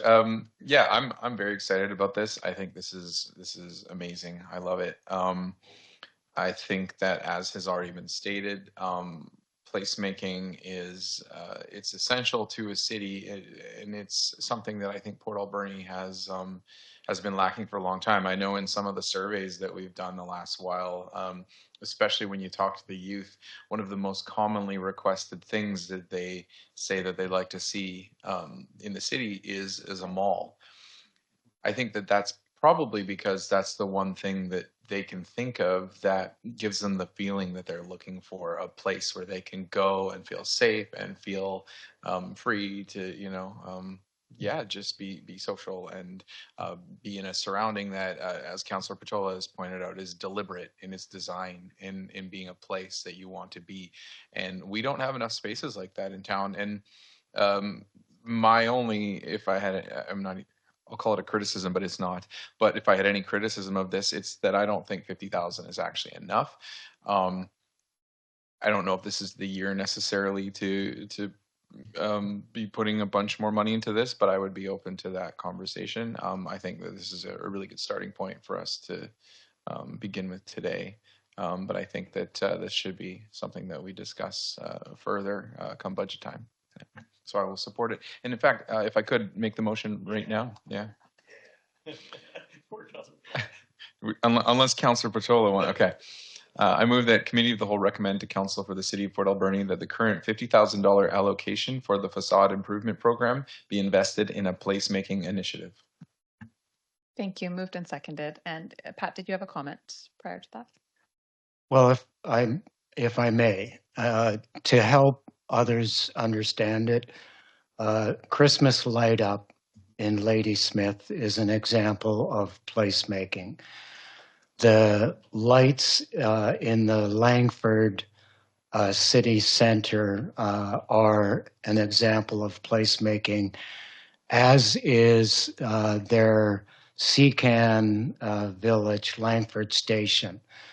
All examples of placemaking that strive to create a sense of excitement, want to be there, want to go there, and hey, while I'm here, I'm going to pull my wallet out and spend. Thank you. Councillor Haggard. Thank you, Madam Mayor. Well, I agree that Shop Local campaign can be very worthwhile. I think that's something that we can leave up to the Chamber and the business community to work together on. We can certainly assist them, but I think we can put that $50,000 to better use for the people in our community. And I agree with Councillor Dame. I think we can put more money towards this initiative. I think it's wonderful. And thank you for bringing this to council. Thank you very much. Other comments? Okay. Well, with that, I will call the question. All in favor? Any opposed? None opposed. Carried. Thank you very much, Pat. Okay, we will move on to question period. This is an opportunity for the public to ask questions of of the committee. And for those participating electronically, please use the raise your hand feature and you'll be called on to speak in the order in which you are called. Come on forward. I'm sorry, I don't remember your name, and then Mr. Anderson can go after you. Hello, my name is Katie Grieve. Thank you for letting me come back. What I was asking was about Miss Frida and her website, or them website. I wondered what it was about that website that appealed to you to think that this person would be a good match or fit for our children. I wondered if it was the finger up, the flipping the bird that shows defiance, or whether it was the message on the wall, FUCKU, BITCH, which to me indicates a certainly dislike for women that could be also including little children, and it certainly is unsavory language. And then we also have the last but not least, where she or them put up their favorite song, or one of the ones they like, called Sex With Me. And there is a lot of FUCKING in the lyrics, and it talks about doing such activity on the couch, in the bed, at the neighbor's house, etc. So this is what this person has put on their website. And I'm just wondering, what was it that appealed to you to hire him to service our children in Port Alberni? Thank you. So I'll just start by saying first that this is not an event, not something that comes to council for council to approve or deny.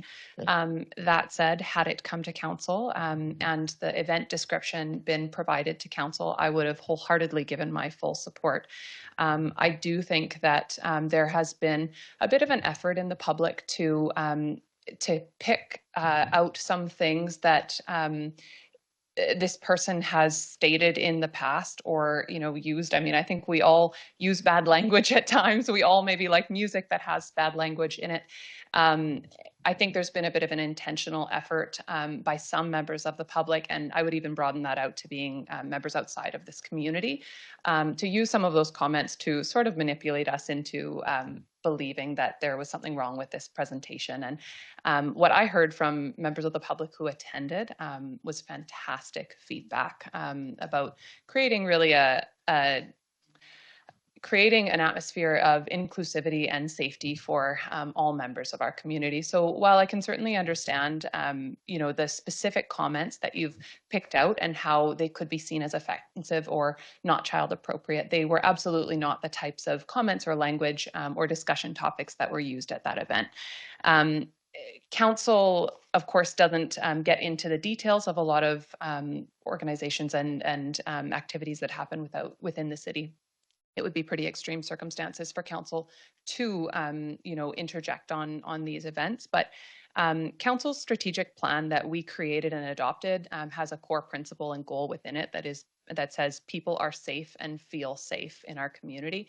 And for me, I think that that is very much the guiding principle of putting on an event like this, is to ensure that all members of our community are safe and feel safe and welcomed in the community. So I appreciate we may have different views on some of that, and probably not on the overarching goal, though, which is that we want to create an atmosphere in our community where all people feel welcome and safe. How we get there may look different to each of us, but I just want to say that I would have wholeheartedly supported that event, and that it, from what I heard, was a really well attended event with people from all areas of our community who maybe came out with different perspectives and views and had some concerns, ended up providing very positive feedback about the welcoming atmosphere that happened there. Okay, well, thank you. I appreciate that. But I just want to mention too that it's almost like we have two standards, because if anybody in a business, say, or a restaurant or a mortgage broker or any sort of job, doctor, nurse, if they advertised like this on their web pages or on their resumes or on their white yellow pages, it would be certainly discourage them to have clients or customers or patients, and they would probably be shut down. And yet this person, not against anything, I don't know this person, but from what they say about themselves, they're not presenting a good character. It's a character issue for me. Why not just eliminate that? Just don't say it if you have to, and just be that good person. But why use that language when the rest of us couldn't get away with it? It just seems two standards of advertising. I'm sure none of us would do such a thing, and we would get stopped. But this particular person, a minority, is a bit allowed to do it. This is also a big question I have. Why do we have two different standards, two different laws? They're kind of free following the law of common decency, while the rest of us have to obey. It's just a query I have. Sure. But I appreciate your answer. It was very well thought out. Thank you. Thank you very much. Mr. Anderson.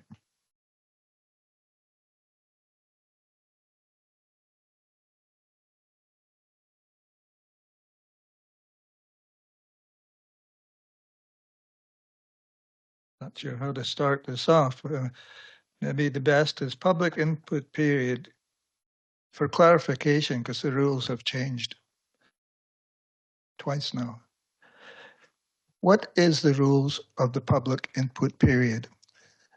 So we know where we go forward, what is right, what is wrong, because if there's no questions and someone calls a question and you respond, because of the past discussions we had on this, I'm going to get up and call them out of order. Sure, thank you for that. So let's just define the rules, if you don't. Sure, if you would, I'm happy to. So public input period, and I will just read this to start, is an opportunity for members of the public to address the committee in this case. And then, we've got our rules on how many questions or how many minutes and how many people, et cetera. It is not question period. What I will say, though, is we do occasionally get members of the public at our council meetings who do not attend on a regular basis, do not know the rules. And my personal stance is I do not want a first-time person coming to a council meeting to feel uncomfortable or discouraged. So we will be lenient in some cases, especially when somebody is coming who doesn't know that public input period is not for questions. When somebody comes back again, I think that, or somebody, like yourself who comes regularly, I expect that you know the rules. And I think you expect that I will hold you to the rules. I think we can agree on that, Mr. Anderson. Yes, and so, that said, the rule is you can ask questions, but it's not an opportunity for us to engage back and forth in a dialogue. And I have, and I will continue to, on occasion, entertain people who don't know the rules and encourage them by allowing them to ask questions, which we know can be really intimidating to get up in a council meeting when you're not comfortable doing it, when it's maybe the first time you've ever even been in this building. So the rule is no questions. Are we going to break that in the future? Potentially. Okay, and I agree with the comment. So when first timers, yes, you accommodate them. I have no problem with that whatsoever. I guess where I do, if you'll allow me talking without turning my mic off, because I can't get my point across unless I give you an example of why I'm asking the question. Can't see with them or without them. We had a discussion, and every one of you were at this meeting a number of months ago, and I'd have to go back and check it. And we got into the discussion of whether you could ask questions at public input. And I said, no, you can't. And the point I made on 3 occasions in that slight conversation was the rules were that you can talk about anything, any subject that's to do with city council business, within reason. And that you can even make announcements and so forth. No questions were to be asked, and no comments or input regarding the discussion that the person at the podium put out to be made by council.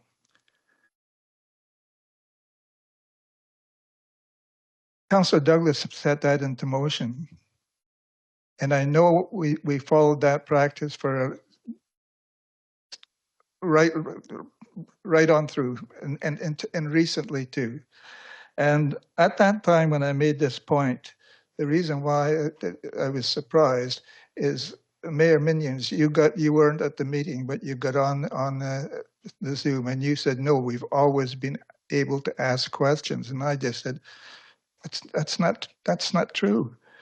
Now, there's 3 people at this meeting now that from the last council knew that we were not able to ask questions, but no one said anything. You were all at the meeting when this conversation took place. And so I'm being told that I'm wrong, and I knew I wasn't wrong. I was convinced of that. So that's why I'm saying, what's the confusion? Are we making the rules up to suit the questions that are being put forward? And fair enough, I'm not looking for an argument. Let's just get the rules straight and apply them. I do agree, make it easier for someone coming here. Thank you. So I'm going to go to Councillor Mealy, who has his hand up. But firstly, I just want to say that you can ask questions, and this is my interpretation of public input. You can ask questions. It is not a back and forth opportunity. It is not a time for you to expect an answer to your question. If you want to ask, often theoretical questions, as in a preamble of public input period, then I consider that input.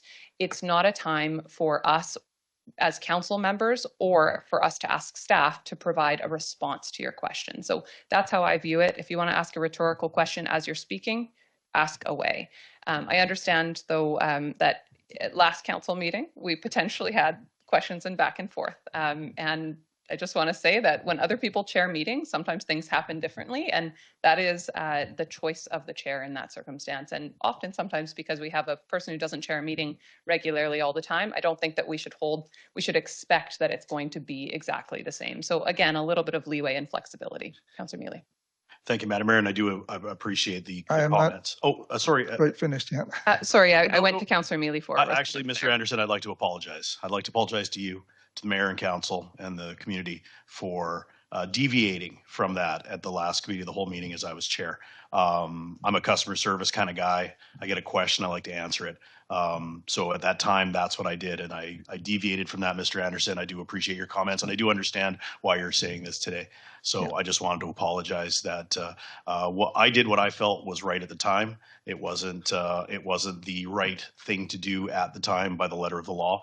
I felt there was some good back and forth at the time, but again, you are correct, Mr. Anderson, in saying that I probably was not right in allowing those questions to happen at that time. So I apologize to you, sir, especially first, Mayor and Council as well. Well, thank you for that, but I wasn't referring to yourself. It was quite common, if you go back, for the questions to be asked in that period of time.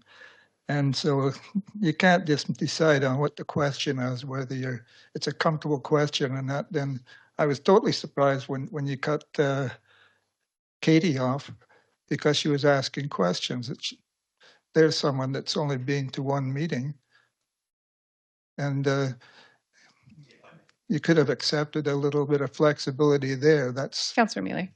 And again, I apologize, and that's why, because I set a precedence for her, and that was her first meeting. So of course, not speaking on behalf of Mrs. Grieve, but obviously she felt that she could come and stand today and ask those questions. So again, I erred, and that set that precedent. Okay. So I do apologize again to Ms. Grieve and yourself as well, Mr. Anderson. Well, thank you for apologizing, because it contradicted itself. Give the newcomers a chance to. Katie didn't get that chance. Second question. Forget it. Move on. Down the road. I never got up at the public input period, Mayor Minions. I didn't get up at public input period today, this afternoon. I got up and the first thing I said, I have a point of order.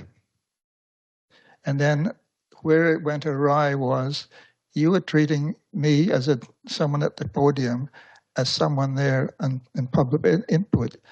And I was trying to get my point of order out. Not too well, because there was this tug of war going on. Can you give me your interpretation what a point of order is? Yes, I'll start by saying that public orders are for members of council. Points of orders are for members of council and not for members of the public. So you cannot get up and call a point of order. That is for members of this board. And I had to turn off the microphone because I was speaking and you were interrupting. And it's important that when we have engagement and back and forth, that we have structure and that our meetings are run with decorum. And so if I ask a first time and you continue speaking over me, then I will mute the microphone for a moment so that I can get what I'm saying out. That's the role of the chair. Well, I wish you had said then, in this case, it's not my interpretation of a point of order. It's like what Mr. The fellow that set up the code of ethics. He said you can hold the staff and you can hold the members of public, but you cannot hold the city council for breaking their own rules. And I don't agree with that. I don't agree that there's only one way, he said, and I'm not suggesting that's a route we should be going. But I've never heard, and I've taken labor studies courses, never ever heard that the public can't say, if we see that a member of the council is violating past practice or has different rules for different people, that they can't stand up and say, excuse me, we have a point of order. I disagree, but I'm willing to check into that first. I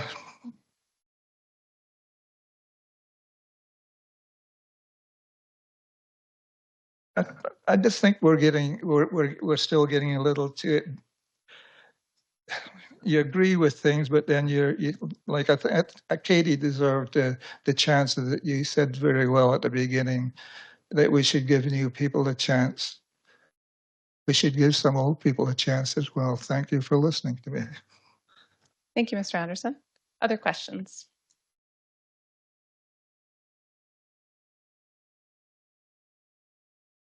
Hi, Mayor and Council. My name is Joseph. I live here in Port Alberni, and I've been away for a while, attending a 99th year birthday party for a mother-in-law and a wedding.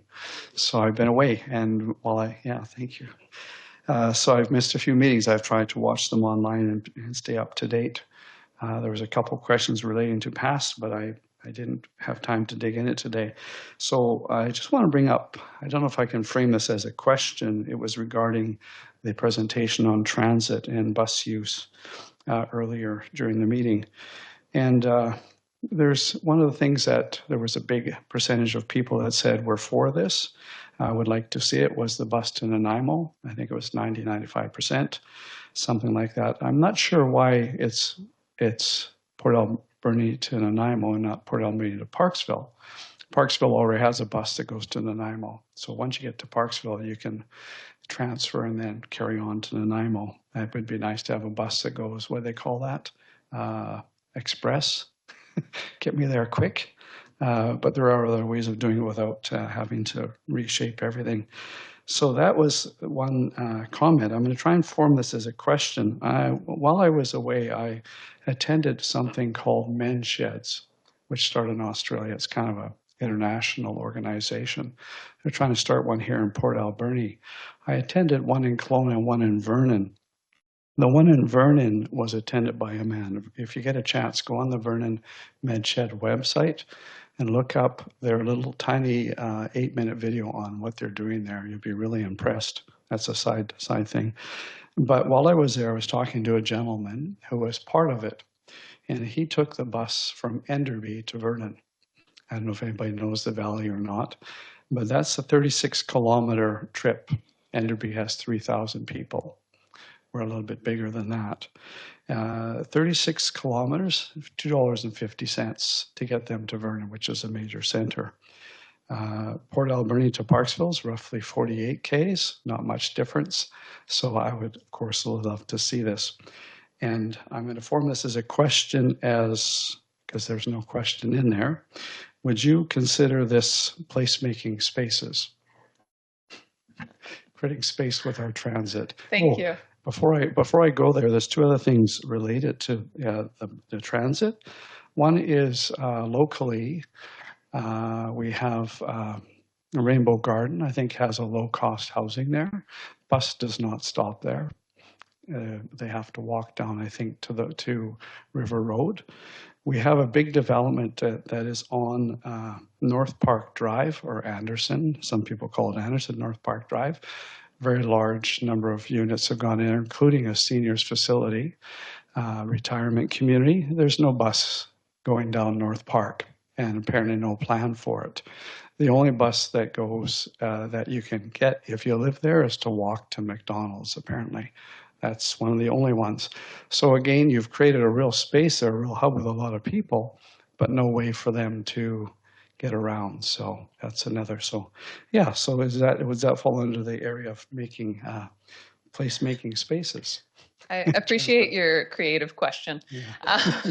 So I'll just start by saying that although I know the question they asked in the survey was Port Alberni to Nanaimo, that's because they recognize that Nanaimo is the destination that people are looking to get to. But all the conversations we've had to date have been about tying into Port Alberni to Parksville, recognizing that Parksville goes to Nanaimo, and now to Ladysmith, and then Ladysmith goes to Duncan and the other side of the island as well, or the other direction.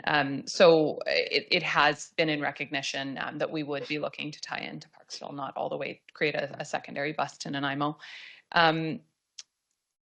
What was the other part of your question that you missed? North Park Place. Oh, thank you. Yes, and then I think that's a fantastic point, and I don't think we have had conversation about that yet, but I think it's worth, as we continue down the path of our official community plan, creating nodes of housing and clusters is a part of that plan. Will look at where do we want to expand bus service to down the road as well, or these are the centers where we're going to focus the most density, and so a natural spin-off of that will be to add bus service closer to that area. I actually had in my mind that Bird Street was an option for transit, but of course you're right, it is. The McDonald's would be the closest one. So that is quite a distance, especially when we've added a seniors facility. So I think that's an excellent point, and one that I think we can absolutely follow up with BC Transit on. And if there's not current plans, add that into kind of our next round of discussions with them. So thank you for that. Councillor Mealy. Sorry, I just had to jump in. Thank you, Madam Mayor. So just to go back to it was the inter-regional connection to the regional district of Nanaimo. So, but I believe, yeah, like Madam Mayor said, to go through Parksville, Qualicum Beach, that was kind of the idea. Also, just to go with the bus line around. I know it doesn't. You're correct. It doesn't go right to Rainbow Gardens, and you can go down to Riverbend Store and take it, but you can go the back way, and there's a level Compton, one of the many roads named Compton in this town. And then there's a bus stop right on the other side of that road. So there is a level area for people who may not want to take that hill. So thank you. Great. Thank you. Councillor Solda. And just for your concerns of Rainbow Gardens, I sit on the board and they're okay because there is there is a level access to the boat, to the bus. I got the boat in my mind. Yeah, whatever way. I was just looking at the map and topography and just looking, I said, where does it go there? It didn't look like it did, but thank you. So thank you for that answer. Another thing, while I was away, just this is kind of a frivolous thing, but I'm going to go there anyhow. I think another position you should ask for is a court jester. No, I'm just kidding. somebody to make folly. So while I was away, I noticed there's a large structure in the room that's appeared since my last meeting, and a very large structure. And here's some frivolous things. I was just wondering if there was a permanent inspection on that structure, and did it involve an engineer and an architect, and perhaps a cleaning lady, and another thing is thought, it looks like it's hard to get behind there, so I'm wondering if I can throw some dirt in there and plant a garden, because it looks like your cleaner is going to have a hard time getting in there to vacuum. So yeah, there's just a frivolous question. It's a big structure. I think I'm going to go home tonight and I'm going to dream about saw blades chasing me and timbers falling on me. So it looks pretty though, just very unique. So that's not really a question. It is a question: how did it get here? But it's I don't think it just appeared. It took a bit of thought and work, I'm sure. Here's another frivolous one. I don't think any of you are influencers here, but you've got a lot of cups that represent different things in our community, but none of them are really a part of our community. They're from outside, like Timmy's and Coca-Cola and stuff like that. So I'm wondering if in the future you could maybe have Port Alberni mugs that say Port Alberni, and you put this is frivolous, of course, but you, instead of staring at, I'm thinking, I want a Coke or I want a Timmy's, I might say I want something from Port Alberni. So put your stuff in a Port Alberni mug and get rid of those things. Put them under the table. We'll take Port Alberni mugs for our coffee, absolutely. So just those couple things, but thank you, and it's nice to be back and see everybody, and thank you for the work that you do. Thank you. Thanks. Any other questions from members of the public? Okay. No, wait. Councillor Solda, somebody just made a motion to adjourn. I'm ignoring it. I didn't second it or anything. I just have a question, Madam Mayor. We have had many issues on the live streaming, and today we had live streaming where the public didn't get, I don't know how long it was off for or anything like that. So I'm curious to know, is it because we don't have enough, why do we have issues with live streaming? Do we need more technology or something like that? What is the scoop? And this is not the first time, so I'm just putting it out there. I like how you tried to figure out the word for that. You're like, we need more power, technology. I don't know what to suggest. We need something, Mike. Yeah, thanks for the question through the chair. There's always issues and there's solutions. Everywhere I've worked, I've ran into different issues, and tonight it was an issue on the YouTube side of things. So again, there's some we can control, some we can't, and some, no matter how hard you try, IT always is wonderful when it works and disappointing when it doesn't. So it only was intermittent until the transit presentation, and then it was back on full. So there was intermittent on and off, and again, we apologize to the public for that, but we always are trying to get better. Thank you. I think we had a motion to adjourn. Thank you. I thought Councillor Patola was putting his hand up to say something else. So, okay, on the motion, all in favor? Carried. Thank you. Meeting adjourned.